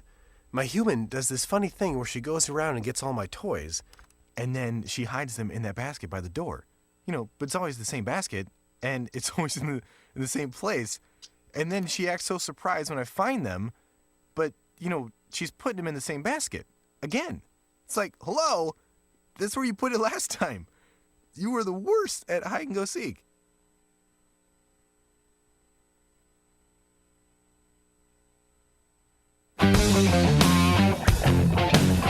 This is the Bill Press Show. It's 25 minutes after the hour. Talking about this letter open letter to the leadership of Iran, written by 47 Republicans, circulated by freshman Senator Tim Cotton from Arkansas, signed, though, by, among others, Senate Majority Leader Mitch McConnell. 7 Republicans, only 7 Republicans refused to sign it. At least there are a few grown-ups around there, Let's go out to Madison, Wisconsin. Say hello to Steve. Hey, Steve, thanks for joining us. You're welcome. My question would be, who advised Senator Cotton on this letter? And if he basically composed it himself or somebody put him up to it, I mean, that would be a real good question that I would like to know the answer to, really. Well, I would too. My guess is that nobody advised Senator Cotton. I mean, look, I don't know how old he is, but he's a freshman. He thinks he knows more than anybody else in Washington about any issue, and he had given several speeches, Steve, ahead of time, saying that Congress ought to step in and try to, sabotage this deal. And then he put this letter together. He gave a couple of interviews yesterday where he was asking, what do you want to see out of a Iran-U.S. deal? And he said the only thing that he'll settle for is total capitulation by Iran. And that's it. That's all he wants. And so I don't think that there was much debating over examining both sides of the issue here. No. And the point, the point has been made before that, Bibi Netanyahu comes in front of the Congress and he attacks President Obama and says, this is a bad deal. Again, a deal that hasn't been completed, a deal he has not seen. But he didn't offer any alternative at all, except war. These Republicans say, this is a bad deal, we shouldn't sign this deal. Again, they haven't seen any deal because there isn't any deal yet. But they're not offering any alternative either, other than, as the president indicated, war. American people don't want that. This is our best chance. At least let it play out until the end of the month to see what they can get Iran to agree with. Joey's out in Chicago. Joey, what's your take? For a combat veteran not to understand the chain of command is disgraceful, despicable. I'm a Marine Corps combat veteran. This would never happen. This would never happen. He should understand the chain of command. He is not the president. The president got millions more votes than that clown ever did. I'm disgusted with this. Yeah. No, good point, Joe. Yeah, people say, well, he was in the military, therefore he knows foreign policy and he knows what's best for them. Baloney. Yeah, baloney. Now, again, what gets me is that this kid, and I almost have to call him a kid. I mean, look at him. He looks like he's 12 years old, right? He doesn't know his ass from a hot rock when it comes to foreign policy. So he comes up with this wacky idea, and 46 other senators sign it. Again, it's because they hate Obama so much, they lose their reason. They lose any sense of what's right and what's wrong. Even Mitch McConnell signed this damn letter. Alex Seitz-Wald This from MSNBC. is the Bill Press Show. Hey, hello, everybody. What do you say? Here we go. Today, a big day here on Free Speech TV and a lot of news out there to talk about. Hillary Clinton holds a news conference finally to give her explanation on why she didn't use the official State Department email account. 47 Republican senators getting a lot of blowback on the letter that they sent to the Ayatollah of Iran urging him not to make a deal with President Obama. Mitch McConnell says he will schedule a vote next week on the confirmation of Loretta Lynch as the next Attorney General of the United States. Bibi Netanyahu may go down. The polls are very, very close. And now Bibi, who used the United States Congress as a prop for his reelection campaign, is complaining there's a worldwide effort to defeat him. He asked for it. He got it. And the city manager of Ferguson, Missouri, resigns, just basically realizing what a total mess he has made of that situation out there. There is only one place that you can find out all the news that's happening, like today. Only one place you can find out what it all means from a progressive point of view, and only one place you get to weigh in and express your opinion. And of course, that's right here on Free Speech TV, America's one and only progressive television channel, 24/7, full-time. Nowhere else do you find it here, and we know you appreciate that. We want you to show your love, show your respect, show your appreciation by making a pledge to keep Free Speech TV on the air. Have you made your pledge yet, this pledge drive? Well, why not? And if not, Do it today, please, and be as generous as you can. We really, really need your help. And here are some things you can think about. If you could help us with just $5 a month, $5 a month, $60 a year, we'll send you a Free Speech TV travel mug. Double that for $120 a year. $10 a month, you get the mug and your own Free Speech TV T-shirt for $240. Double that, $240 a year, or $20 a month. We'll send you one of our exclusive Bill Press Show mugs and an Equal Exchange African gift box, a very special prize that we have put together. Some of the proceeds from this will go to help the sisters who run the Panzi Hospital in the Republic of Congo. And that box will include some coffee, some soap, a bracelet, and some lip balm and other things from the Republic of Congo. $360 a month, you get a Free Speech TV mug, 2 Bill Press mugs, and that African gift box. And for $1,000, come here to Washington, get yourself to Washington. Carol and I will love to meet you, take you out to dinner, and then the next morning invite you into the studio here to meet our team and watch the show. So at whatever level you can and as generous as you can, please be part of this pledge drive here this month, this week, and help free speech out. The way to do it, go to the phone, 877-378-8669, 877-378-8669, or go online to freespeech.org. Become part of the Free Speech family. Thanks a lot.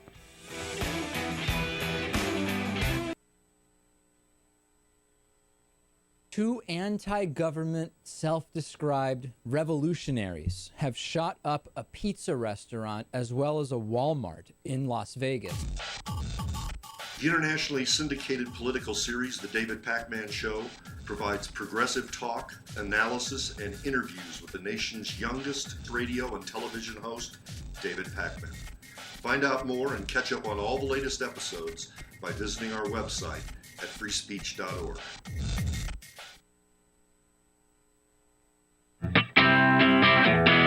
Connect with The Bill Press Show on Twitter. Follow us at BP Show and tweet using the hashtag WatchingBP.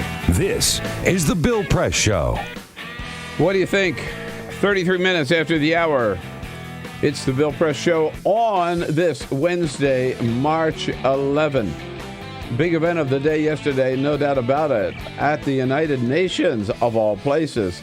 Former Secretary of State Hillary Clinton, who was there giving a speech on women's rights, did assemble the reporters, all the reporters who could get in, to finally speak out about the little email scandal. She says that no matter what people say, she did not break any rules. I fully complied with every rule that I was governed by. And she says the reason she decided she was going to use her personal email exclusively was just because, damn it, she didn't want to have to carry around 2 phones. I opted for convenience to use my personal email account, which was allowed by the State Department. But now that I think about it, maybe that wasn't such a good idea. I did it for convenience, and I, now looking back, think that it might have been smarter to have those 2 devices from the very beginning. Now, I wish I had been there at the United Nations. I wish I'd been in on that news conference. But the next best thing is to have somebody with us who was. Alex Seitz-Wald, political reporter for MSNBC, crashed the news conference. He was there. He's here with his first-hand report. Hey, Alex, good to see you. Hey, Bill. Thanks for having me. Good work, man. Thank you. I appreciate that. Yeah. Did you get to ask a question? I did not. She had her press secretary came out and quietly made notes of who they were going to go to. No. And just like a they basically followed presidential press conference rules. They went to the networks. So Andrea Mitchell, my colleague, got a question in. And they went to the New York Times. They did not go to the wires, which they typically do, and then they threw in a question at the end for Ben Smith of BuzzFeed, for the kids, for the millennials. For the millennials. Yeah, exactly. Right. And how did she handle it?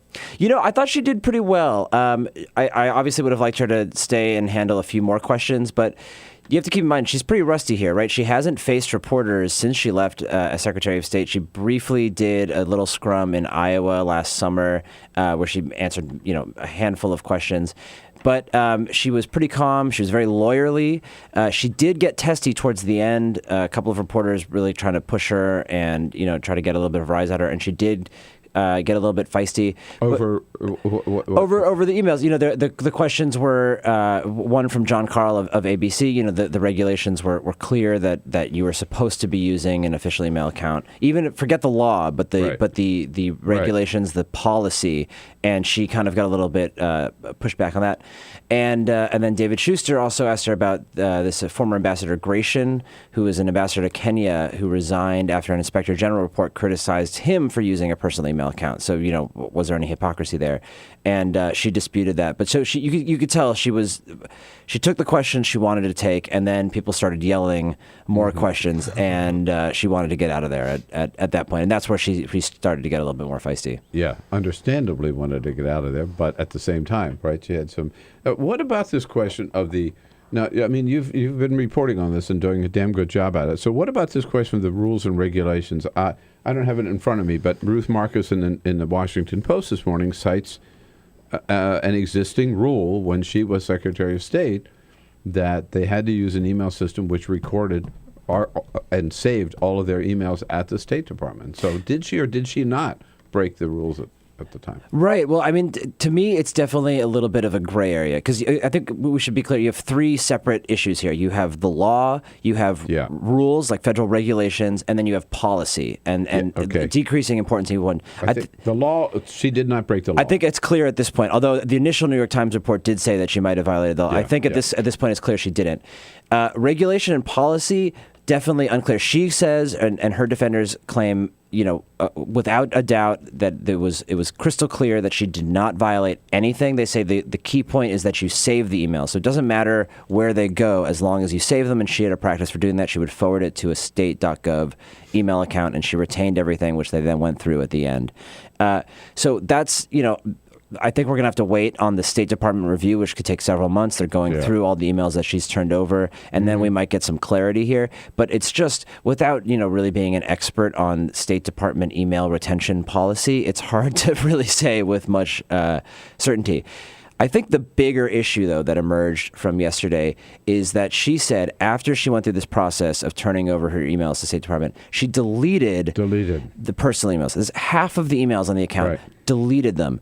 And, without turning over her server, she's basically asking us to trust her. And that's going to be, I think, the kind of front line of this controversy, which I don't think will be put to bed by yesterday's press conference. Now, Jonathan Karl, at our last briefing on Monday, because the president was traveling yesterday, there was no briefing.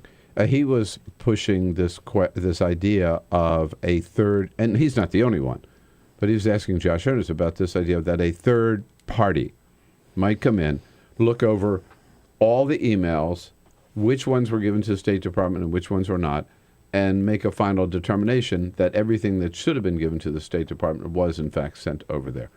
Was she asked about that yesterday? She was, and she said flatly the server will remain private. So she has no interest in turning over the server to the State Department, to, who knows, a former retired judge. I've heard people putting out, whoever it might be. And immediately that's where Republicans seize on. The RNC chairman, Reince Priebus, sent out a letter and said anything short of turning over the server is not good enough. And Trey Gowdy, who chairs the Benghazi committee, which stirred up this whole thing, he also said that they're going after the emails. So I think, the two things that you're going to see the press and Republicans focus on now are the server and why did she delete those private emails. Presumably, even if she deleted the private emails, they're still on the server because, you can't really ever delete everything. When I said she erased these emails, we all erase emails, but they're never gone. Right.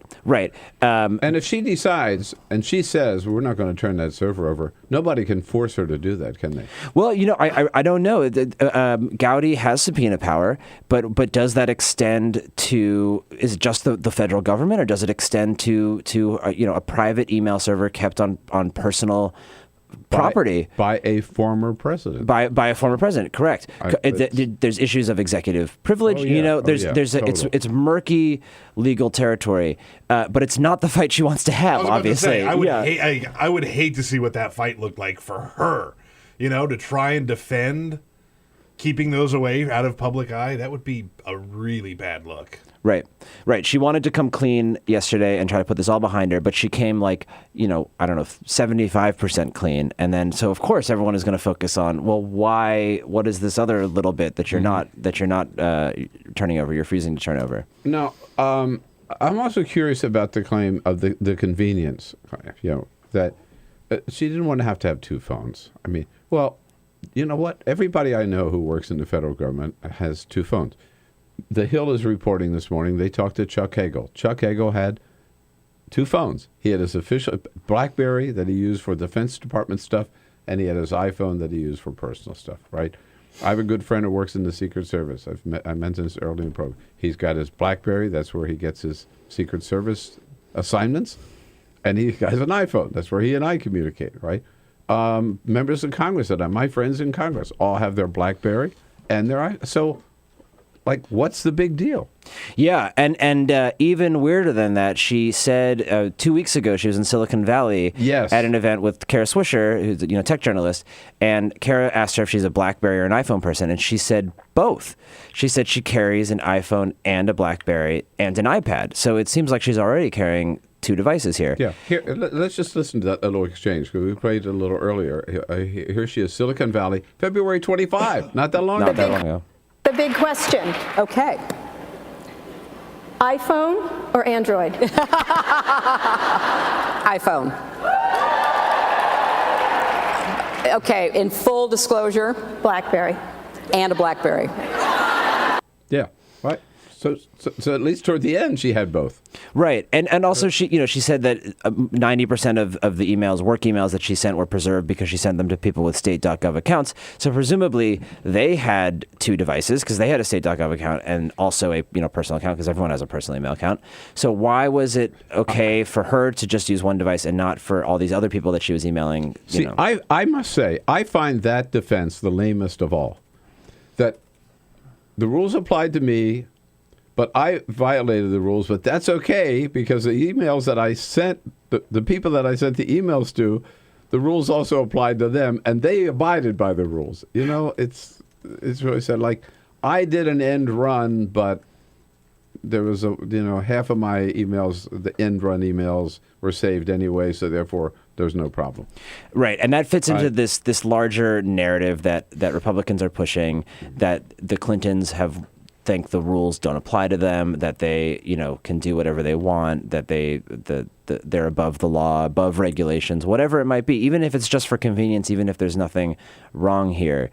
I think that's part of this narrative that's out there that people sort of dislike the Clintons about. So, as a political reporter for MSNBC, would you say this means that she's never going to have to talk about this issue ever again? I think she would love that to be the answer.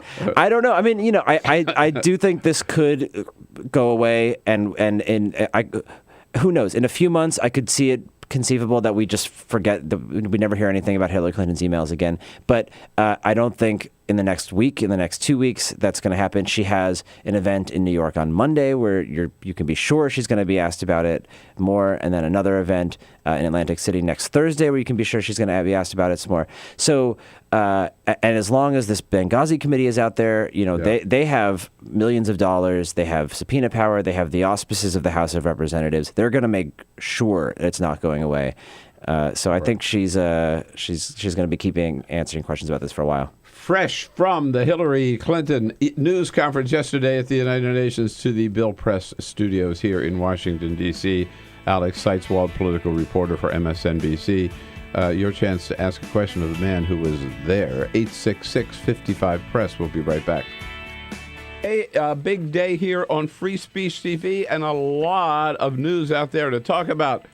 Hillary Clinton holds a news conference finally to give her explanation on why she didn't use the official State Department email account. 47 Republican senators getting a lot of blowback on the letter that they sent to the Ayatollah of Iran urging him not to make a deal with President Obama.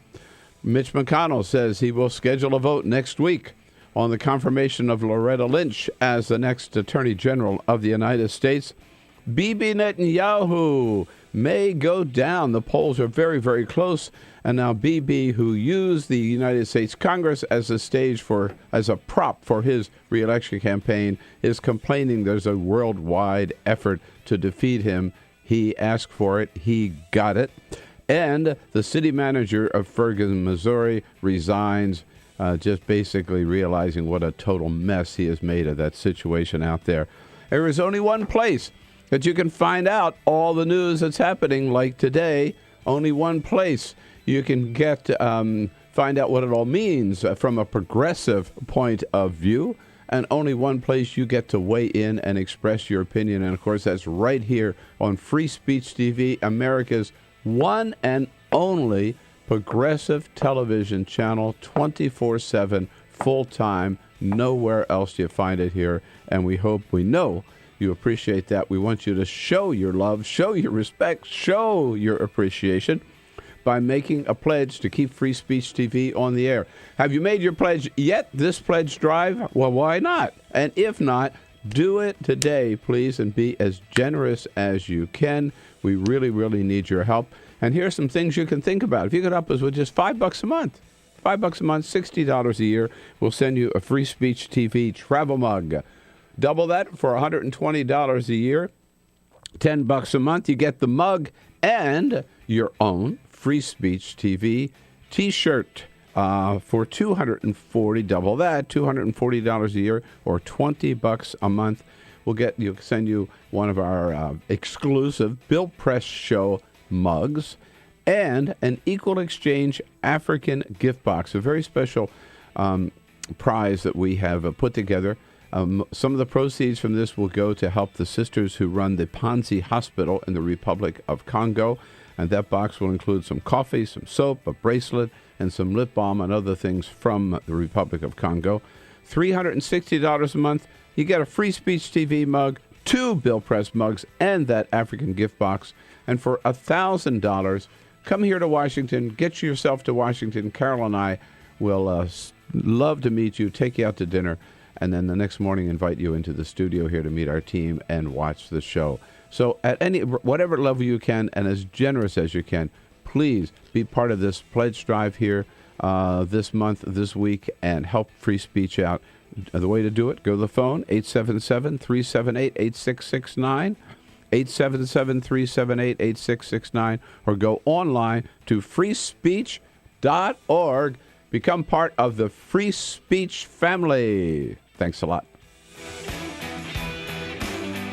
Charlie Cook of the Cook Political Report, premier political prognosticator here in Washington, will be joining us at the top of the next hour. And then Joe Cirincione from the Ploughshares Fund. We'll get back to that letter on Iran by 47 Republican senators. Right now in the studio with us, Alex Seitz-Wald from MSNBC, the dean of the Hillary Press Corps, traveling press corps with Hillary Clinton. Now, I want to ask you, so we talked about that news conference yesterday, but there's another issue out there which may, for now, not be getting as much attention, but which I think is also troubling, or potential trouble for Secretary of State Hillary Clinton, and that is the question of foreign contributions to the Clinton Foundation. So as I understand it, these are foreign governments, many of which, like Saudi Arabia, don't treat women very well, who are pumping millions of dollars into the foundation, and some of them doing so while she was Secretary of State.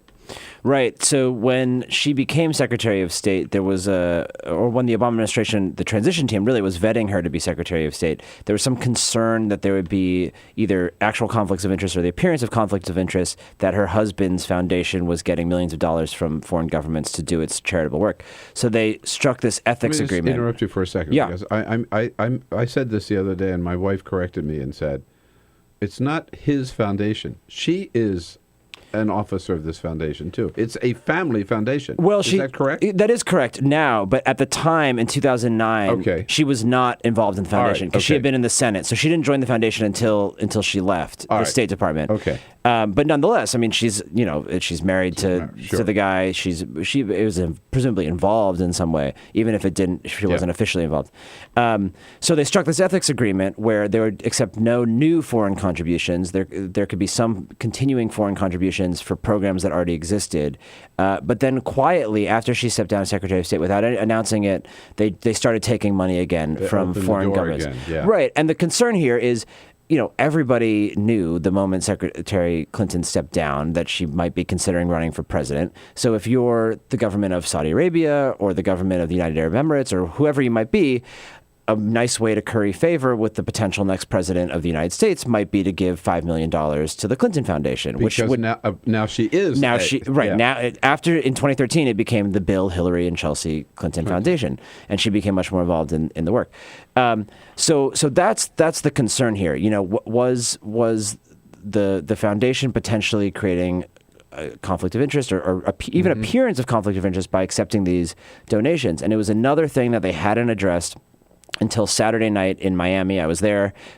Bill Clinton spoke about this, and he said, in this line of work, you have to do a balancing test, and you have to determine whether taking this kind of money will do more good than harm. And I think we've done more good than harm. This money has helped, our charitable efforts all over the world. We've saved millions of lives. So that's the kind of defense that the greater good argument, it's a little bit of an end justifies the means argument from Bill too. Hillary has not spoken about it. She was asked about it yesterday, but kind of tossed it off. Are there open records? How much transparency is there on how much foreign money has gone to the Clinton Foundation? And from what countries and how much money? Well, this is interesting. I mean, it's under the law, the Clinton Foundation doesn't have to tell us anything at all. The only reason we know about this is because of this ethics agreement that they struck with the Obama administration, where they now post fundraising data online.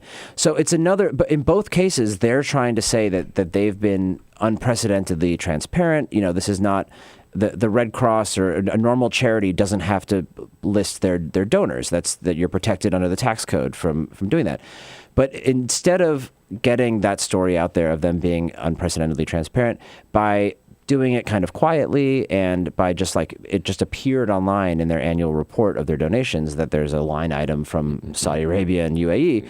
Instead of announcing this, it now creates the appearance that there's something going on that they're trying to hide, even though they are being more transparent than most foundations, most nonprofits would tend to be. Yeah. So do you think that now politically, are either one of these going to be major stumbling blocks to a Hillary Clinton candidacy?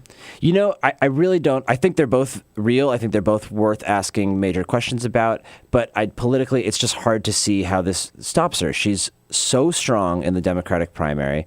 And by the time we get to a general election, maybe this will be item number 32 on an 100-item checklist that the Republicans use to throw against her. But it's just hard to see how it will be a major thing. Last week, I called around to more than a dozen kind of Democratic activists, party officials, state, county, or county officials in Iowa, New Hampshire, and South Carolina. And some of them I talked to were very concerned about this. But then I asked them, do voters care? Do the people, your activists on the ground care? And every single one of them said, no, it's just not breaking through. Combine all that with the fact that there is no other Democratic candidate out there, really, to be taken seriously. No. I mean, if she drops out, then what? I know. Well, right. I think a key... President Jim Webb. Yeah, and a key thing here, yesterday, while she was doing this press conference, literally at the exact same time, there was the firefighters meeting here. And Martin O'Malley and Jim Webb and Joe Biden spoke. Bernie Sanders spoke the day before, and none of them took the bait on this.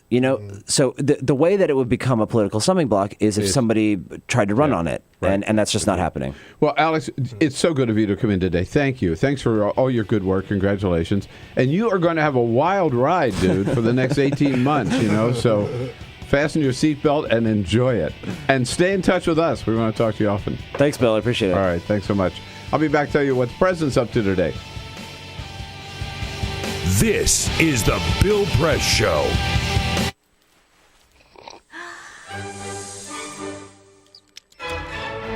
when I started learning about nutrition, about which, by the way, much less is known than you might think, I learned that what mattered most about one's health was not necessarily the nutrients, good or bad, that you were consuming or staying away from, or even the calorie counts. But what predicted a healthy diet more than anything else is the fact that it was being cooked by a human being and not a corporation. Corporations cook very differently than people do. They use vast amounts of salt, fat, and sugar, much more than you would ever use in your own cooking.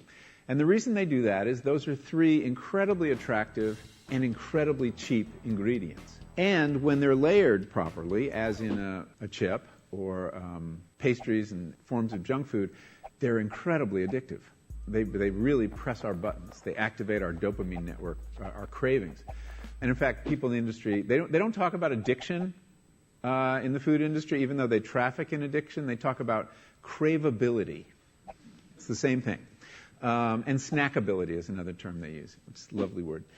And then the last point about corporate cooking that's important to understand is they cook different stuff than you do at home.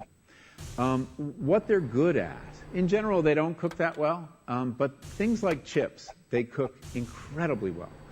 And here's a classic food that if you make it yourself, if you've ever made French fries, you have to wash the potatoes, you have to peel the potatoes, you have to slice the potatoes, you have to fry them in a lot of oil, you have to spatter your entire stovetop, you have to clean up, and then you have this pot of oil you have to get rid of.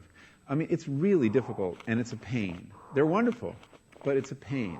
And if you make them yourself, you'll only eat them every 6 weeks, 2 months, because it's too much work. But when you let corporations cook for you, it's so simple and so inexpensive, and they're really good, that you will have them twice a day, as many people in America do. So you see the kinds of foods you end up with are these labor-intensive foods and desserts. These special occasion foods become everyday foods when we let industry cook for us. Eat anything you want, just cook it yourself.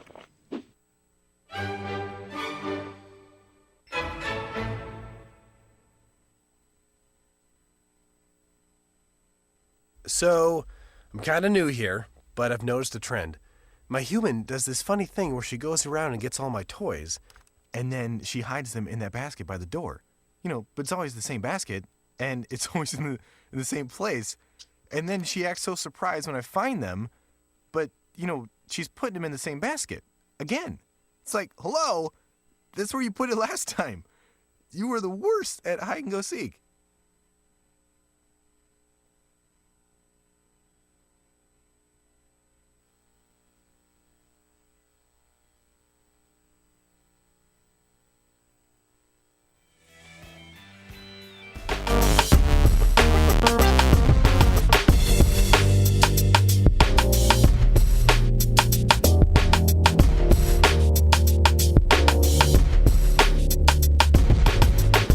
President Obama and the Vice President get the daily briefing today at 10 o'clock, and then this afternoon, the President will be handing out meeting with the winners of the 2015 Science Fair at the White House. Fun. Man, how about that?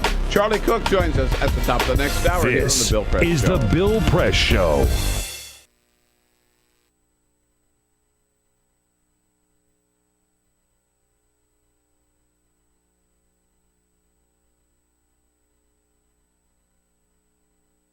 Two anti-government, self-described revolutionaries have shot up a pizza restaurant as well as a Walmart in Las Vegas. The internationally syndicated political series, The David Pakman Show, provides progressive talk, analysis, and interviews with the nation's youngest radio and television host, David Pakman. Find out more and catch up on all the latest episodes by visiting our website at freespeech.org.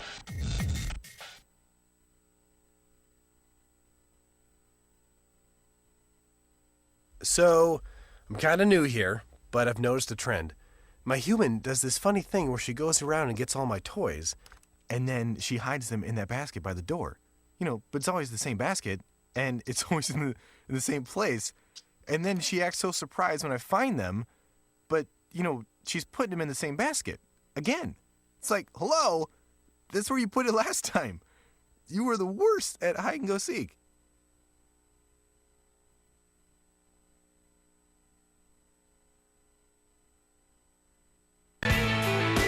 Hey, hello, everybody. What do you say? Here we go today. A big day here on Free Speech TV and a lot of news out there to talk about. Hillary Clinton holds a news conference finally to give her explanation on why she didn't use the official State Department email account. 47 Republican senators getting a lot of blowback on the letter that they sent to the Ayatollah of Iran urging him not to make a deal with President Obama. Mitch McConnell says he will schedule a vote next week on the confirmation of Loretta Lynch as the next Attorney General of the United States. Bibi Netanyahu may go down. The polls are very, very close. And now Bibi, who used the United States Congress as a prop for his reelection campaign, is complaining there's a worldwide effort to defeat him. He asked for it. He got it. And the city manager of Ferguson, Missouri, resigns, just basically realizing what a total mess he has made of that situation out there. There is only one place that you can find out all the news that's happening, like today. Only one place you can find out what it all means from a progressive point of view, and only one place you get to weigh in and express your opinion. And, of course, that's right here on Free Speech TV, America's one and only progressive television channel, 24/7, full-time. Nowhere else do you find it here, and we know you appreciate that. We want you to show your love, show your respect, show your appreciation by making a pledge to keep Free Speech TV on the air. Have you made your pledge yet, this pledge drive? Well, why not? And if not, do it today, please, and be as generous as you can. We really, really need your help. And here are some things you can think about. If you could help us with just $5 a month, $5 a month, $60 a year, we'll send you a Free Speech TV travel mug. Double that for $120 a year, $10 a month. You get the mug and your own Free Speech TV T-shirt for $240. Double that, $240 a year, or $20 a month. We'll send you one of our exclusive Bill Press Show mugs and an Equal Exchange African gift box, a very special prize that we have put together. Some of the proceeds from this will go to help the sisters who run the Panzi Hospital in the Republic of Congo. And that box will include some coffee, some soap, a bracelet, and some lip balm and other things from the Republic of Congo. $360 a month, you get a Free Speech TV mug, 2 Bill Press mugs, and that African gift box. And for $1,000, come here to Washington, get yourself to Washington. Carol and I will love to meet you, take you out to dinner, and then the next morning invite you into the studio here to meet our team and watch the show. So at whatever level you can and as generous as you can, please be part of this pledge drive here this month, this week, and help free speech out. The way to do it, go to the phone, 877-378-8669, 877-378-8669, or go online to freespeech.org. Become part of the Free Speech family. Thanks a lot.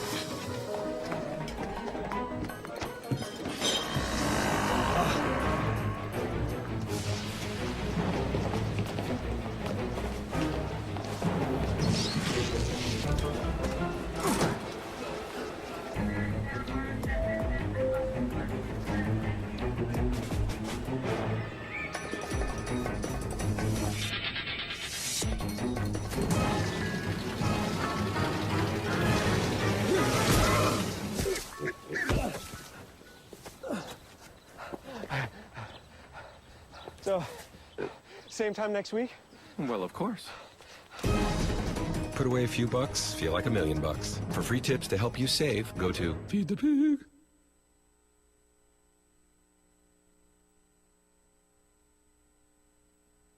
What the frack? What the frack? What the frack? What the frack? President Obama, are you fracking kidding me? Reopen the EPA studies. In Texas, Wyoming, and Pennsylvania. Fracking pollutes our oceans. Fracking poisons our water. Fracking makes climate change worse. Fracking relies on toxic chemicals that cause cancer. Ban fracking now. Ban fracking now. Go on. Ban it. Ban fracking now. Please. Broadcasting around the nation, on your radio, on your TV, and online. This is the Bill Press Show. She came, she spoke, but did she conquer? Hillary Clinton yesterday. That's the big story today. Hello, everybody. It is the Bill Press Show. It is Wednesday, March 11.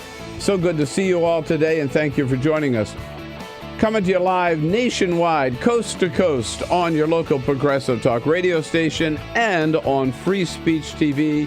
You can listen to us, you can watch us, you can give us a call at 866-55-PRESS. Again, good to see you today. Thank you for being part of the program. And thanks to our team, Peter Ogburn and Elisa Murphy. Yes, sir. Hey, good morning. Alicia Cruz, ready to take your calls at 866-55-PRESS, and Cyprian Bolding. He's got the cameras on, got the lights on, keeping us looking good on the video stream. We have to, a lot of big anniversaries coming up, right? So we celebrate the 50th anniversary of Bloody Sunday last weekend in Selma, Alabama. Hard to believe, but another big 50th anniversary this week, which is the anniversary of The Sound of Music. Oh, really? How about that? Huh. And Julie Andrews still says it was the highlight of her life. I'm the lucky lady that got asked to be in that beautiful film, those beautiful films.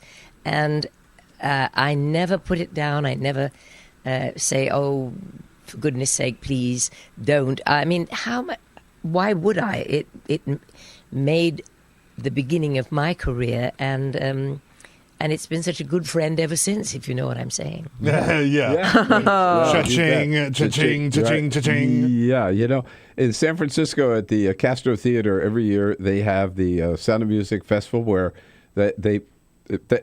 the entire audience sings along with every song. That's funny. From Sound of Music. There it is. That's funny. Do a dear. There we go. A little serenade. Hey, we're going to start this hour with Charlie Cook from the Cook Political Report, and then Joe Cirincione from the Ploughshares Fund joins us here at the half hour. Before we get to Charlie, Peter, but first, what do you got? Big stories of the day. Just a couple of other stories making news. Bill, back in January of this year, McDonald's put out an ad that proudly declared that they would never serve kale. Well, you can throw that out the window because according to Janney Capital Markets analyst Mark Kalinowski, they are going to start serving kale in a soon-to-be-named product at their restaurants later on this year. McDonald's has just recently announced that they suffered major deficits when it comes to profits. They fell way short of expectations. So the McDonald's hasn't confirmed or denied that kale is going to go on the menu, but it looks like it's heading that way. It's the end of McDonald's. Kale at McDonald's. The end of McDonald's. Kale at McDonald's. Enjoy. Yesterday, Robin Thicke and Pharrell Williams got some bad news. They were sued by Marvin Gaye's family back in 2014, saying that Robin Thicke's song, which was produced by and sung on by Pharrell Williams, their song Blurred Lines sounded way too much like Got to Give It Up, the 1977 song by Marvin Gaye. A jury agreed with Gaye's family yesterday and ordered Robin Thicke and Pharrell Williams to pay $7.3 million to the family of Marvin Gaye for copyright infringement. It was a pretty easy decision, actually, because after Thicke put the song out, he wrote a letter to Marvin Gaye's family and said, hey, just a heads up, this song sounds a lot like your dad's song. Didn't offer them any royalties or anything like that, so they sued him, and they won. Then they won. And we go to Madison County, Georgia, where a young man had a checking account, a banking account, and a 70-year-old teller accidentally deposited more than $30,000 into his checking account. It was a mistake by the bank, but this man never said anything about it, and he went out and he spent all of that money. Turns out you can't do that. You can't do that. And yesterday, a judge sentenced him to 10 years of probation, and he has to pay every cent of that money back to the bank with interest. To the bank. Yep. So if you have a mistake and the bank gives you way more money than you think you should have, you need to let them know. Do not go spend it. Most bank mistakes, of course, go in the opposite direction. Yes, that's true. All right. Here we go. 11 minutes before the hour. Politics always fun to watch, especially fun to watch this time of the year, this time of the season, I guess, as we're gearing up for 2016. And the contrast is so striking. 18 candidates on the Republican side so far. No candidates on the Democratic side, except the one big one who gave her news conference yesterday. Nobody is better. I call him the premier political prognosticator of this country, Charlie Cook, editor and publisher of the Cook Political Report, on our newsline this morning. Hey, Charlie, how are you?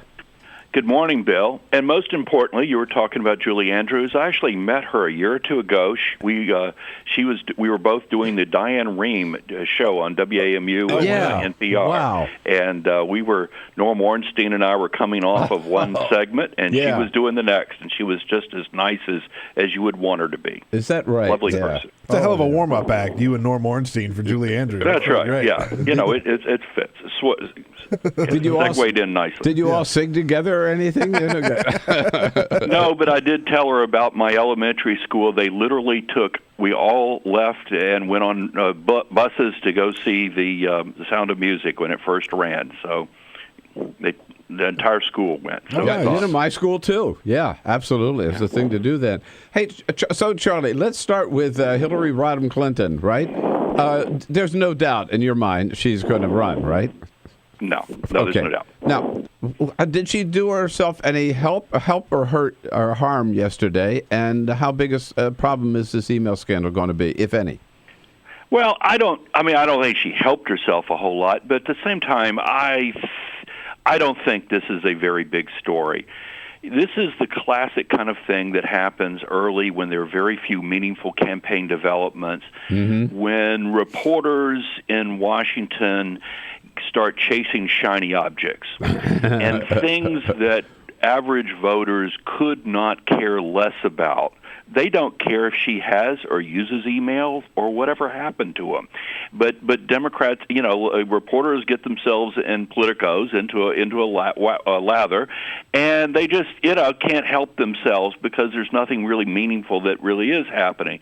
I mean, the thing is, I think Hillary Clinton has some substantial challenges ahead of her to get elected president, and she's got to show that she's got.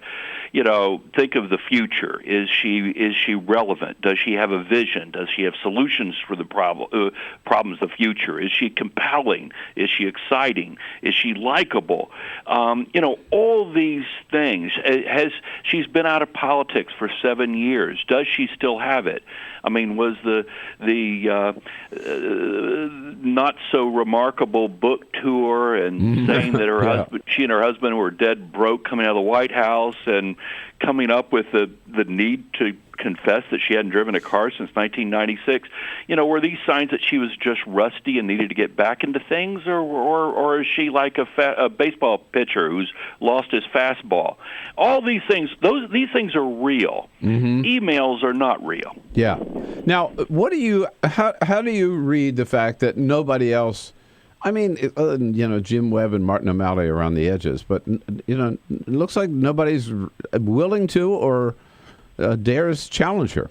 Is it going to stay that way? Those two, and I'd throw Bernie Sanders in just for good measure. But no, this looks a lot like Mondale in 2000, where Bill Bradley was out there.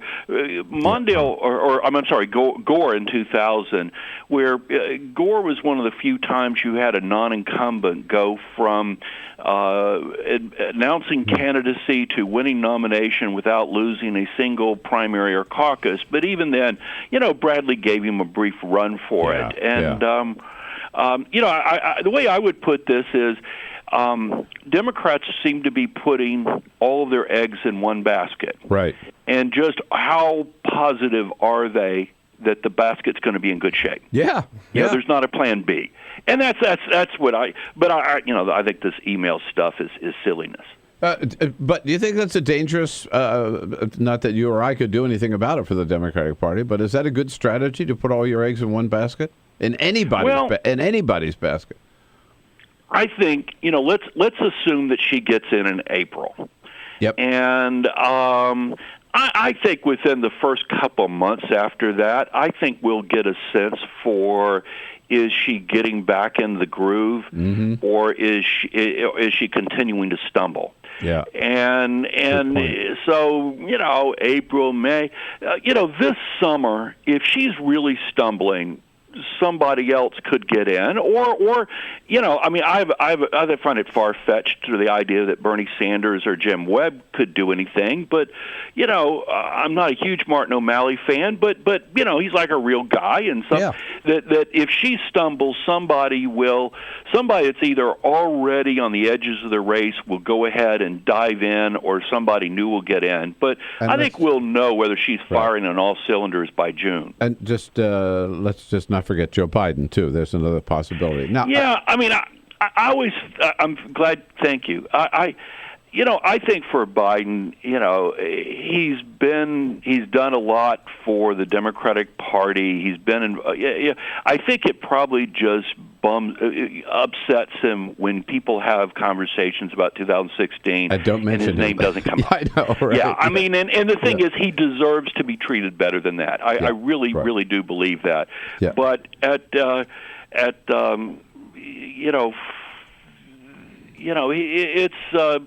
right now Biden's 72. He'll turn 75 right after 74 right after the 2016 election. That's tough. Yeah. Now, I want to ask you on the Republican side, because there are 18, by my last count last week, 18 different candidates, right? People who say they're thinking seriously about it, whatever. How many do you think are really serious? Are more than Jeb Bush and Scott Walker serious, or? Well, if you're going to use 18 number, then you'd have to throw in. At that point, you'd have to throw in the Bernie Sanders, Jim Webb, and maybe even Elizabeth Warren. I mean, I think there's more like 10 or 12 that are making real efforts. But to me, this thing has thinned out a lot more than I would have expected. I mean, I have these NCAA basketball brackets, all narrowing down to a Final Four.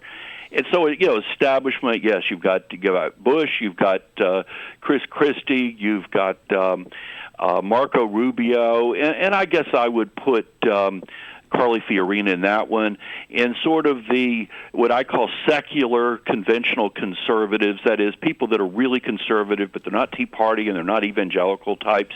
I think it may just be Scott Walker and Rick Perry, because I don't think Kasich or Pence or Snyder, I don't think those guys are going to go. And then Tea Party, you've got Rand Paul, Ted Cruz, and Ben Carson, and then sort of evangelical, Huckabee, Santorum, Bobby Jindal. I think that's the field right now, and not all of those are going to make it all the way to the Iowa caucus. So, to me, that to get up into the really big numbers, you'd be throwing in the equivalent of the Elizabeth Warrens, in at that point, and that's not a apples to oranges. How do you? I know you've got to go here and just make this my last question for you. How do you account for the Scott Walker boomlet? And do you think it's going to last, or is it just a boomlet? Well, the thing is, I'm trying to think of something analogous in the Democratic Party, but taking on organized labor and public employee unions, it is something that's a pretty galvanizing thing for 95% of conservatives and 70% of Republicans.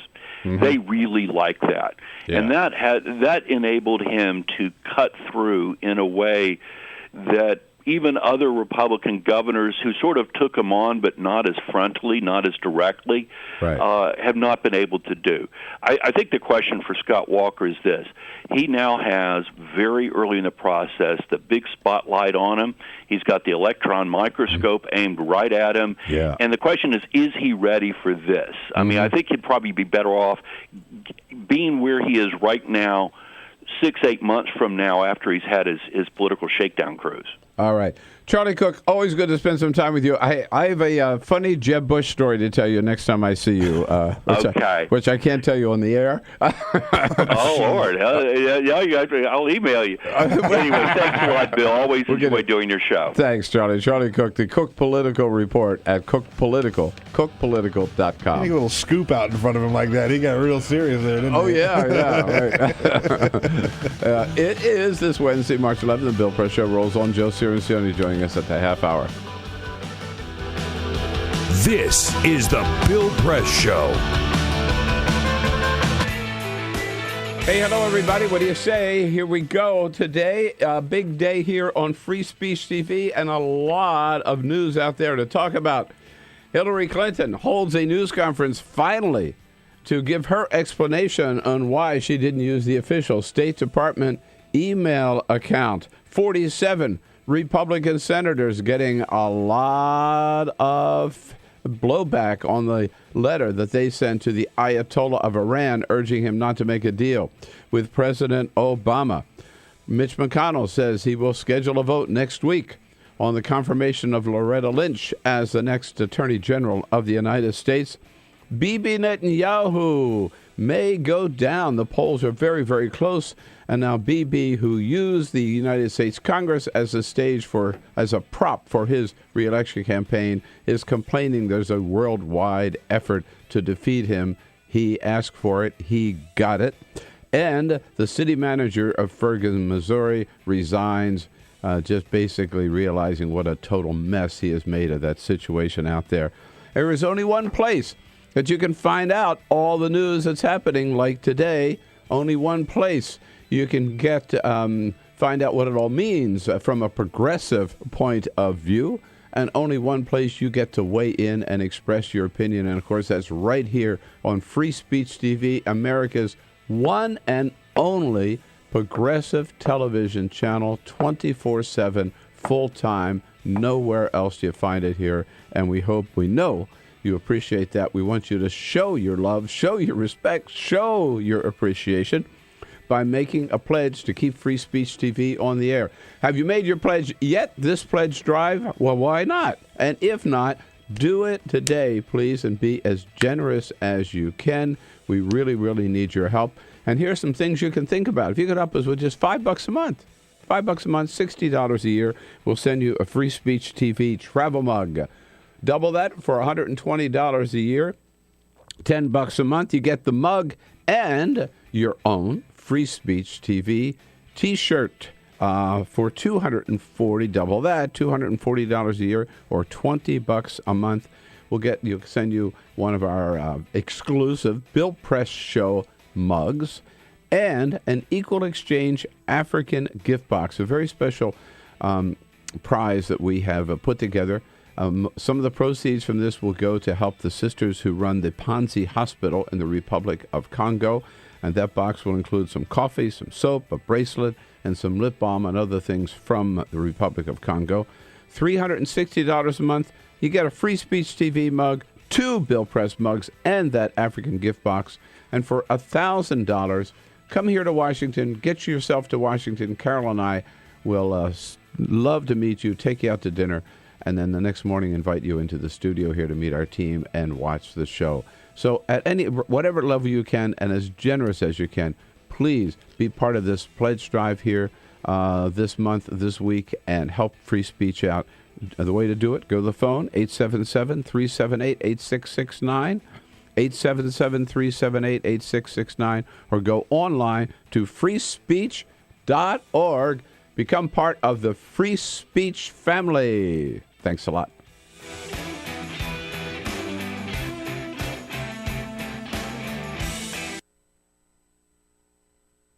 Two anti-government self-described revolutionaries have shot up a pizza restaurant as well as a Walmart in Las Vegas. The internationally syndicated political series, The David Pakman Show, provides progressive talk, analysis, and interviews with the nation's youngest radio and television host, David Pakman. Find out more and catch up on all the latest episodes by visiting our website at freespeech.org.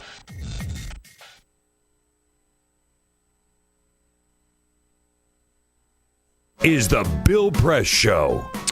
It is 25 minutes now after the hour. This is Wednesday, March 11. We're going to talk treason.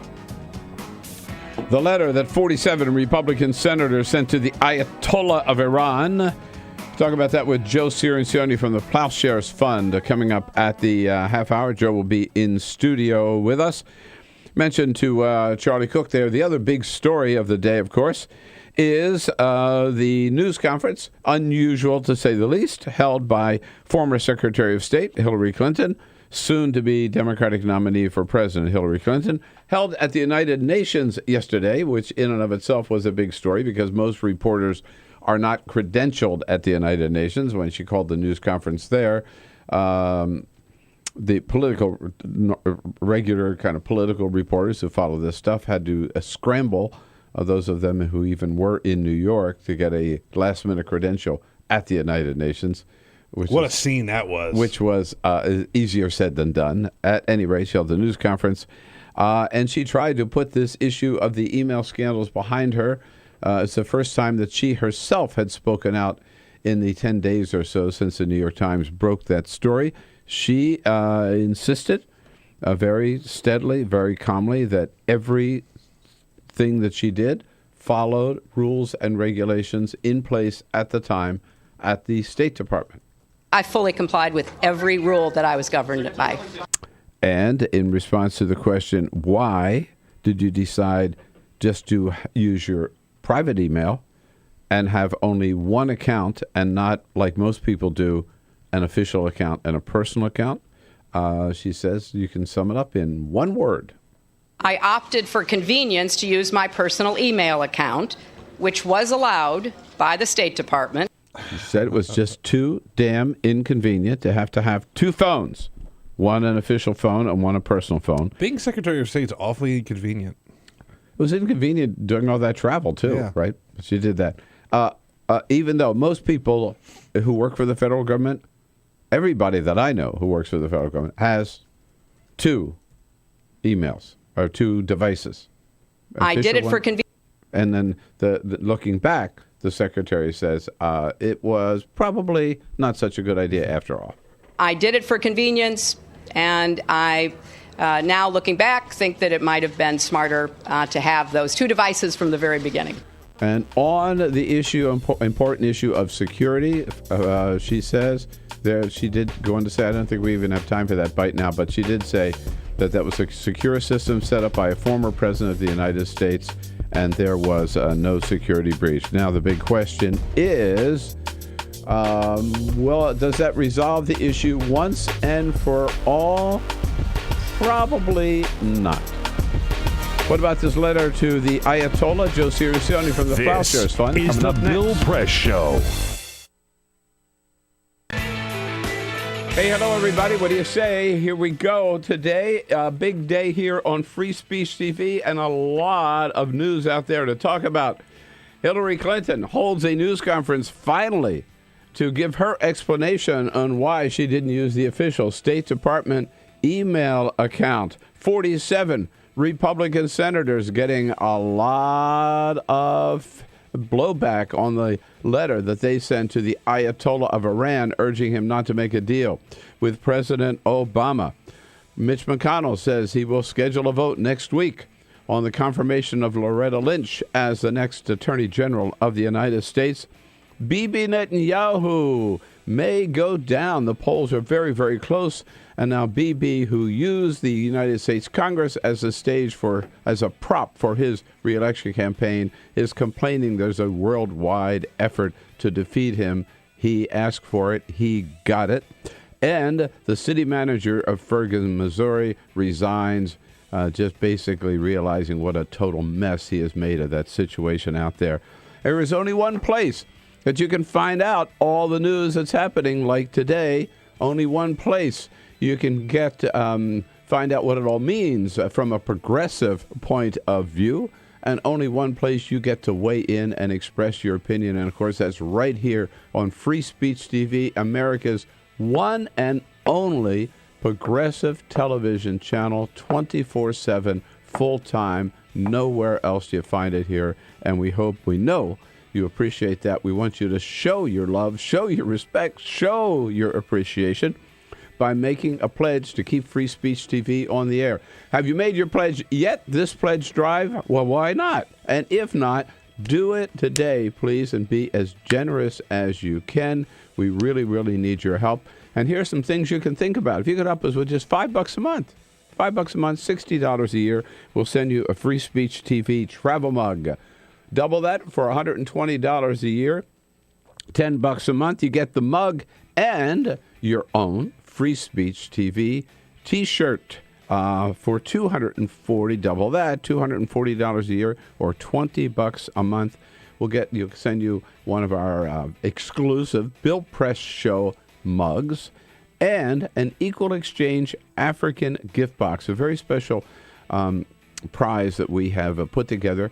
Some of the proceeds from this will go to help the sisters who run the Panzi Hospital in the Republic of Congo.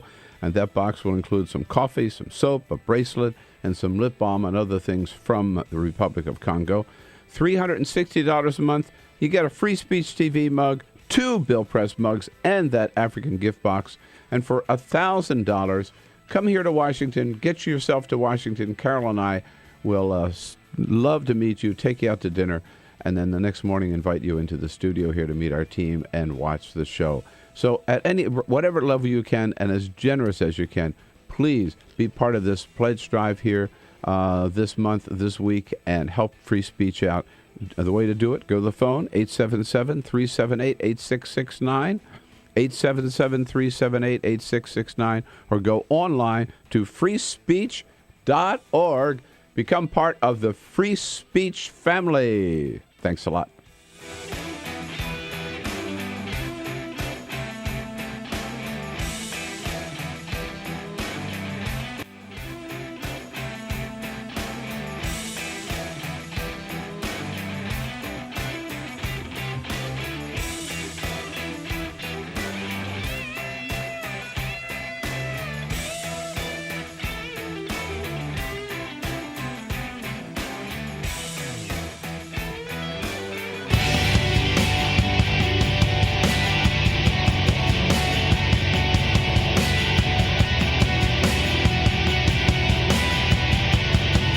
On your radio, on TV, and online.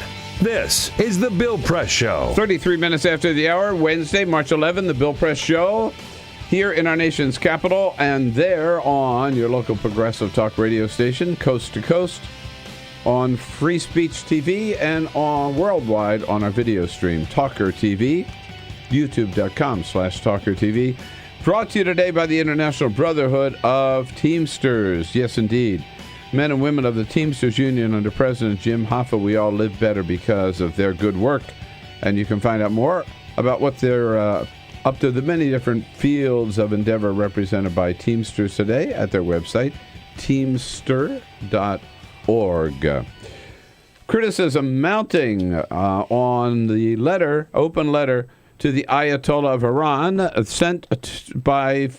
signed and sent by 47 Republican senators, Democrats, and many Republicans, even the Wall Street Journal criticizing that letter as out of bounds.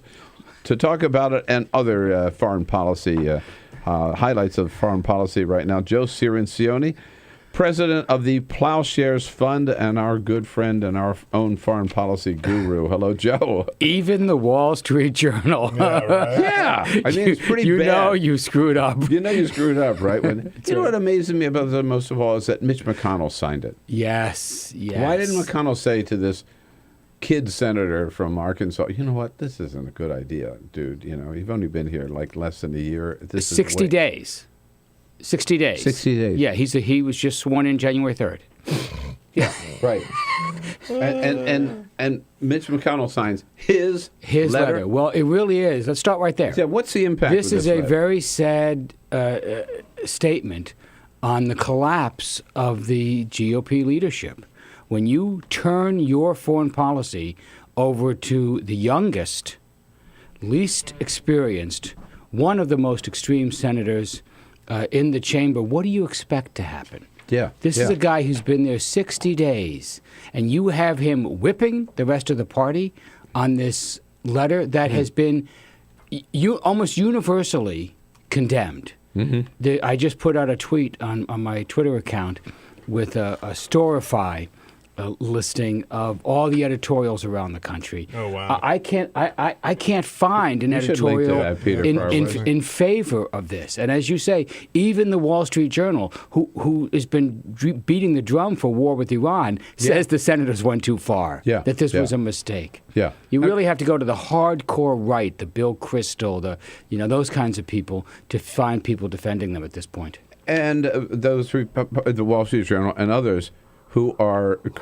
Republicans who are critical of this letter make the point that they had a chance to get some Democrats to vote with them, but now that Cotton and Mitch McConnell have made it a purely partisan political issue, well, they're going to probably blow any chance. And this is why the Wall Street Journal of condemns it. It's not because it's outrageous, which it is, or unprecedented, which it is, or undercuts our constitutional method of government, which it does, or ignores the Constitution, which it does, or gets many, many things wrong in the letter, which it does, or is completely condescending and juvenile, written by a college sophomore, which it is. Besides all that, what they condemn is that the Republicans really were on the verge of mounting a serious challenge to Obama's Iran policy. Senator Bob Corker, the Republican from Tennessee, chairman of the Senate Foreign Relations Committee, did not sign the letter. Did not sign the letter because he has a bill that a whole lot of Republicans have signed on to, and a few Democrats, including moderate Democrat Tim Kaine from Virginia, had signed on to, requiring that the president get Congress to approve any deal that he makes with Iran. So this is not required right now. This is not a treaty. It doesn't have to go to the Senate. It's an executive agreement. Presidents make executive agreements all the time. Ronald Reagan made 1,500 executive agreements in his time. 1,500. Yeah. This is the way presidents govern. And they're saying, no, this one, sir, you've got to give to us. And he was on the verge of getting more Democratic support. Well, that's gone. Forget it.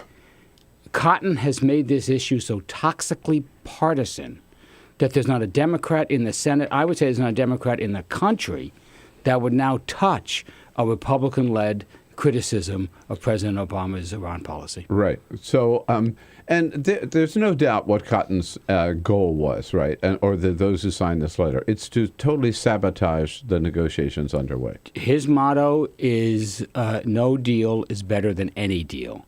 And he's been explicit. He gave a speech at the Heritage Foundation in January where he was explicit that the point of legislation like Corker's or other legislation was to kill the negotiations. It wasn't an unintended consequences, he said, of the legislation. It was the point of the legislation. The point, right. So they really want to blow up the peace talks that are happening now between Iran and 6 other world powers and put us in a position where our only choice, if we want to stop Iran from getting a bomb, will be to go to war. Right. I was going to get to that because we haven't seen this deal. I mean, that's part of the problem here. Right. They're condemning something that doesn't exist yet. Yes. So they're still negotiating. Word has leaked out that it looks like they're going to get Iran to agree to a 10-year, basically, moratorium on moving ahead with developing any nuclear weapon. Okay. Now, is 10 years good enough? And if not 10 years, then what would the alternative be? Well, it's not good enough. It's not what you want. You'd like it permanent. Sure. You'd like it 25. You can't get that deal, because there's a price. Right. You want that deal, you're going to have to lift sanctions right away. They're willing to give more if we pay more. There's a Persian expression that somebody told me, an Iranian told me, you get the soup you pay for. Mm-hmm. And they say, so if we wanted more time, we'd have to give more. But 10 years is a lot better than no years. 10 years is a lot better than what a war would get you. Our Joint Chiefs of Staff say that a war would set back the program maybe 2 years, after which the Iranians would be sprinting towards a bomb. So a deal buys you a lot more time than a war would. And, of course, some of the terms of the deal are permanent. So this is just a freeze and a rollback of what the program is. Right now they have about 20,000 centrifuges. It looks like this deal will require them to rip out 2/3 of those centrifuges. Yeah. You know, but then there will continue to be, even after the 10 or 12 years, whatever it is, a permanent ban on any nuclear weapons work. That will never go away. There'll be a permanent intrusive inspection regime. That will never go away. So there are parts of this that indeed are permanent. So if they're successful and if they were successful and to sabotage any deal at all, then Iran would be in a position tomorrow to start moving as fast as they could toward a nuclear weapon. Absolutely. And this is what many of the editors around the country are pointing out. You know, what is your alternative? You're against the deal. You're against the deal. What exactly is your alternative? And this is where the whole thing falls apart. This is where Bibi falls apart. This is where Cotton falls apart, is that if you actually kill this deal, and the U.S. is blamed for it, because that's what will happen now. This is the other thing. This is the other consequence that this letter is set up. It's quite clear that if the talks fail, it's because the Senate killed the deal. Not the Iranians, the U.S. Senate, and therefore the sanctions And not regime. our negotiating partners. I've several times made the point that we're not alone at that table, right? This is an international agreement Germany with our and major... France and Britain and Russia and... China. And Germany. These are our major partners in the world, our major trading partners. Some of them are adversaries. Some of them are close allies. But this is not just us. This is all of them making this deal. And these guys aren't patsies. None of them want a nuclear Iran. So they're striking a hard deal. And if we cause the collapse of this, those guys are going to bolt from us. Some will bolt right away. Some will bolt over time. But that means the sanction regime falls apart. So if you think there's some magic sanctions out there that can cripple Iran's economy, that could take the place of a deal, forget it. That is a unicorn. That is the unicorn strategy. It doesn't exist. Did they break the law by writing this letter? Well, you know, that's a very good question. As you know, there are sedition acts, and some people have said they should be charged under that. There's something called the Logan Act that prevents individuals from running foreign policy. Almost all of them require that the U.S. be actually engaged in a declared war, which we haven't been since World War II, as you know. Yes. And so it's not clear that they apply. However, there is a petition up on the White House site. You know, there's this. Oh, yeah. Yes. Right? There's, you know, that petition. Very hard to do. It's not easy to get 100,000. This one's been up for 3 days. It's got 127,000. 127,000 signatures to indict the 47 senators. The only thing that's close, and which is kind of a pet project, is the petition to pardon Snowden, which has got 160,000 signatures. But that's been up for 2 years. Oh, wow. So something is going on out there. Yeah, this thing has gripped this country like nothing else I've seen on the Iran issue. Oh, wow. Joe Cirincione, nobody better on foreign policy from the Ploughshares Fund. It spells it out there on this letter. Now, what ought to happen to these 47 guys, starting with Mitch McConnell? 866-55-PRESS. And then we got some other hot spots we have to touch on when we come back, Joe. We'll be right back. Your call's welcome. Joe Cirincione, The Bill Press Show. This is The Bill Press Show.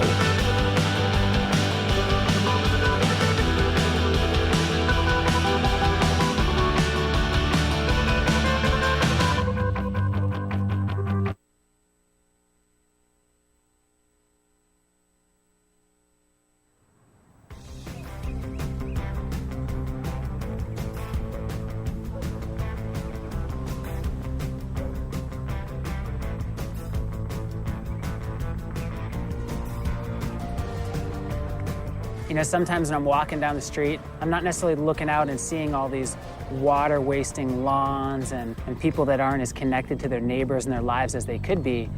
I'm walking down the street looking, going, edible oases, rainwater, fed landscape, and just looking at the possibility of these sort of landscapes up and down the streets of neighborhoods and communities all across this world.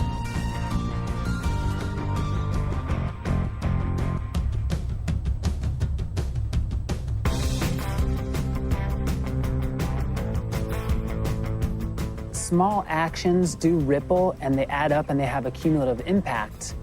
And so when you're building upon your small mindful actions, you have the confidence and the ability to take on something a little bit greater. So that could be a nice...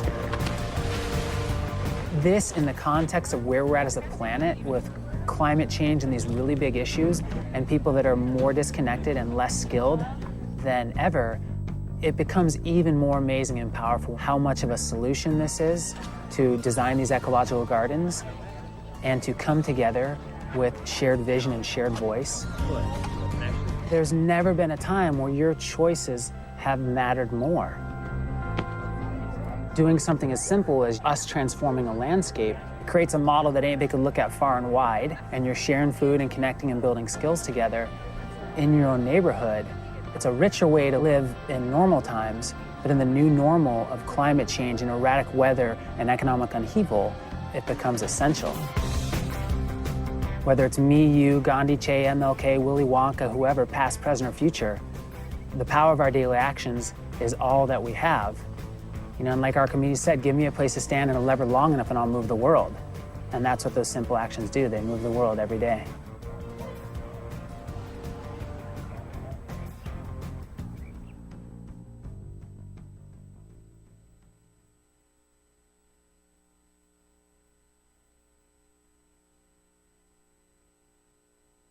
Two anti-government, self-described revolutionaries have shot up a pizza restaurant as well as a Walmart in Las Vegas. The internationally syndicated political series, The David Pakman Show, provides progressive talk, analysis, and interviews with the nation's youngest radio and television host, David Pakman. Find out more and catch up on all the latest episodes by visiting our website at freespeech.org.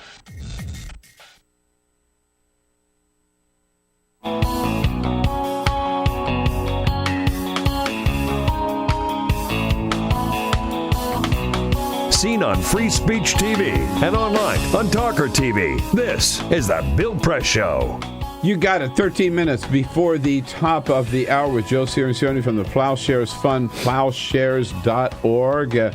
And you spell it the British way, Plough, shares.org. Joe, Angus, among others, Independent Senator Angus King was one of the strongest ones on coming out against this letter. He took to the Senate floor yesterday and then the airwaves on MSNBC last night and issued a harsh condemnation of this bill. He said, this is the most serious nuclear negotiations we have since the Cuban Missile Crisis.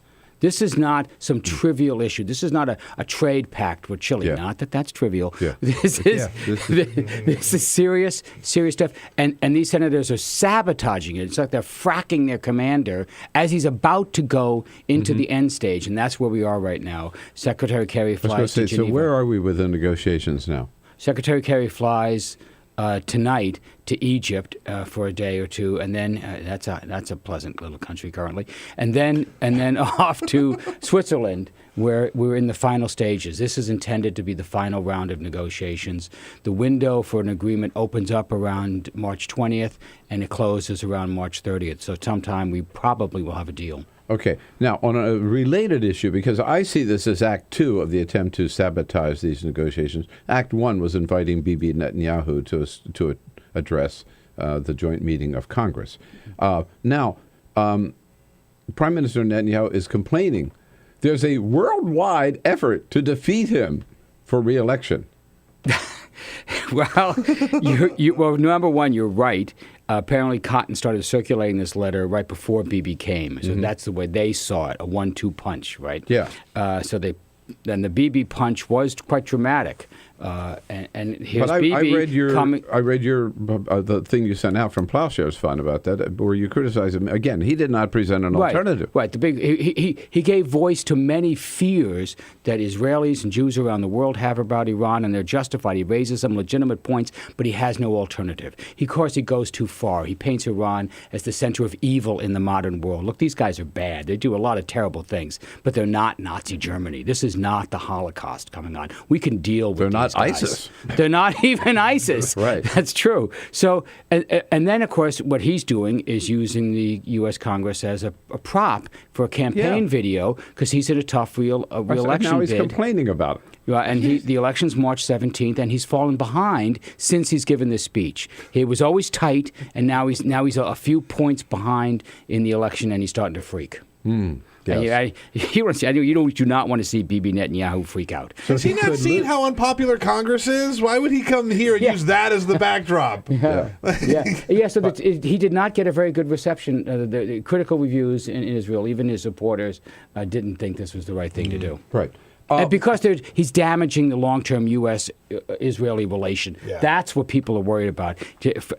To benefit his campaign, he's wrecking the U.S.-Israel relationship. Now, whatever happened to the whole debate we were supposed to be having about the AUMF? Well, interestingly, senior members of the administration are testifying today in Congress on the authorization for the use of military force to combat ISIS. It's dragging on. This is a Congress that says it wants to go to war. It's sure dragging its heels on giving the president the authority he wants to fight ISIS. Yeah, and on the one hand, they accuse President Obama of doing too much by executive authority. Yeah. Now he's come to Congress and saying, hey, we got this war going on. I want you to give me, I don't want to do this on my own. I want congressional authority to raise this war. And Congress is not doing anything. Right. He's finally been doing it, and you've been calling for the president to do this for over a year. Right.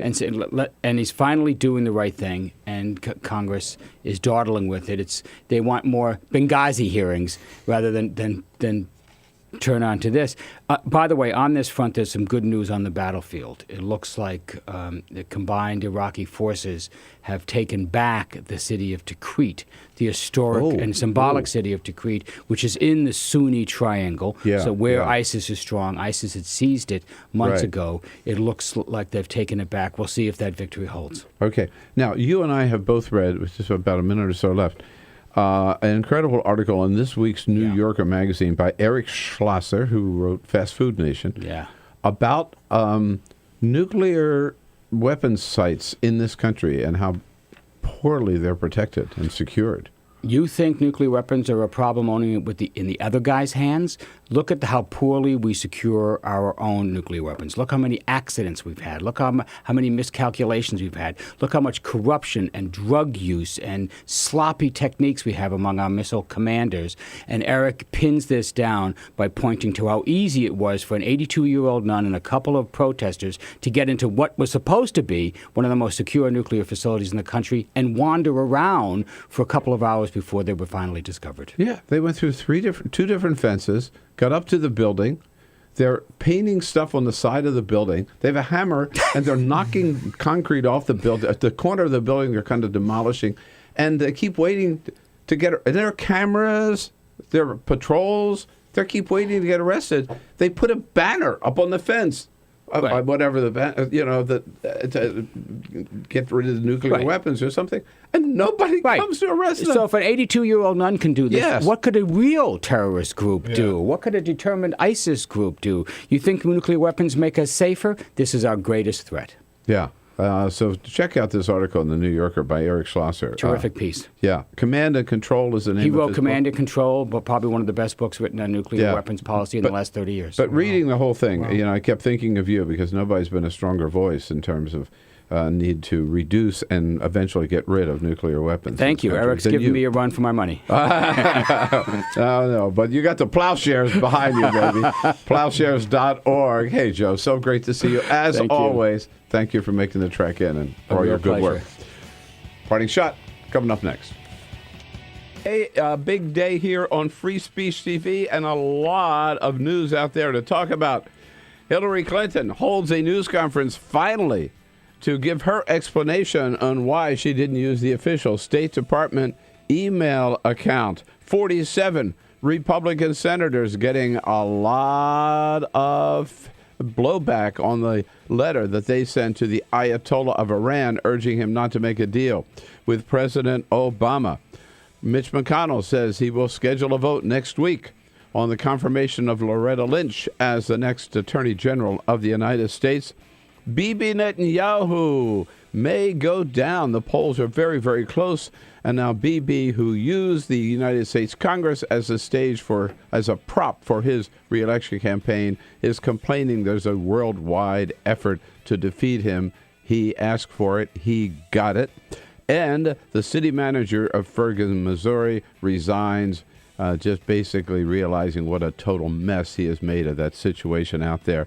There is only one place that you can find out all the news that's happening, like today. Only one place you can find out what it all means from a progressive point of view. And only one place you get to weigh in and express your opinion. And, of course, that's right here on Free Speech TV, America's one and only progressive television channel, 24/7, full-time. Nowhere else do you find it here. And we know you appreciate that. We want you to show your love, show your respect, show your appreciation by making a pledge to keep Free Speech TV on the air. Have you made your pledge yet, this pledge drive? Well, why not? And if not, do it today, please, and be as generous as you can. We really, really need your help.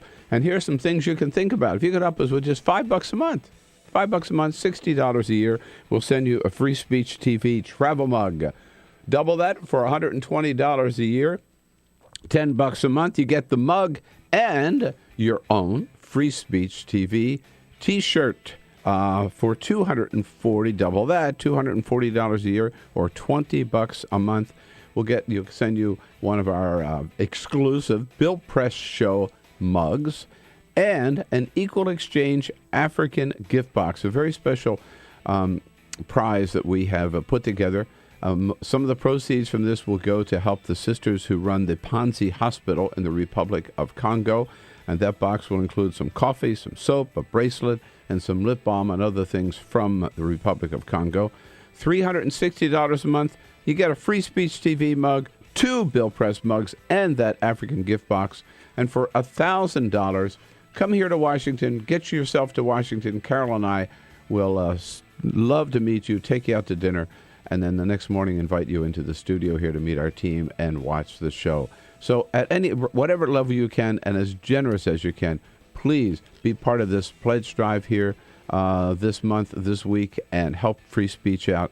The way to do it, go to the phone, 877-378-8669, 877-378-8669, or go online to freespeech.org. Become part of the Free Speech family. Thanks a lot. Not quite, I would say. Hillary Clinton did the right thing yesterday, holding a news conference to explain why she chose to make exclusive use of her personal email account when she was Secretary of State, instead of using the official State Department system.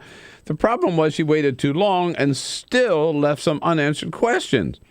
She admitted it probably would have been smarter to use a government email server, but she said she decided to set up one personal account as a matter of convenience, as if inconvenience is a legitimate excuse for violating agency rules and regulations. Even more troubling, Secretary Clinton said her staff had decided which of her mountain of emails would be turned over to the State Department and which would not. And she flatly refused to have a third party review their selection. Which means, I'm afraid, this email scandal hasn't gone away. After all, it's just going to linger on and on. My parting shot for today, folks, J. David Cox, president of the American Federation of Government Employees, in studio with us tomorrow. Have a great Wednesday. Come on back and see us again tomorrow morning. This we'll be looking for is you. The Bill Press Show.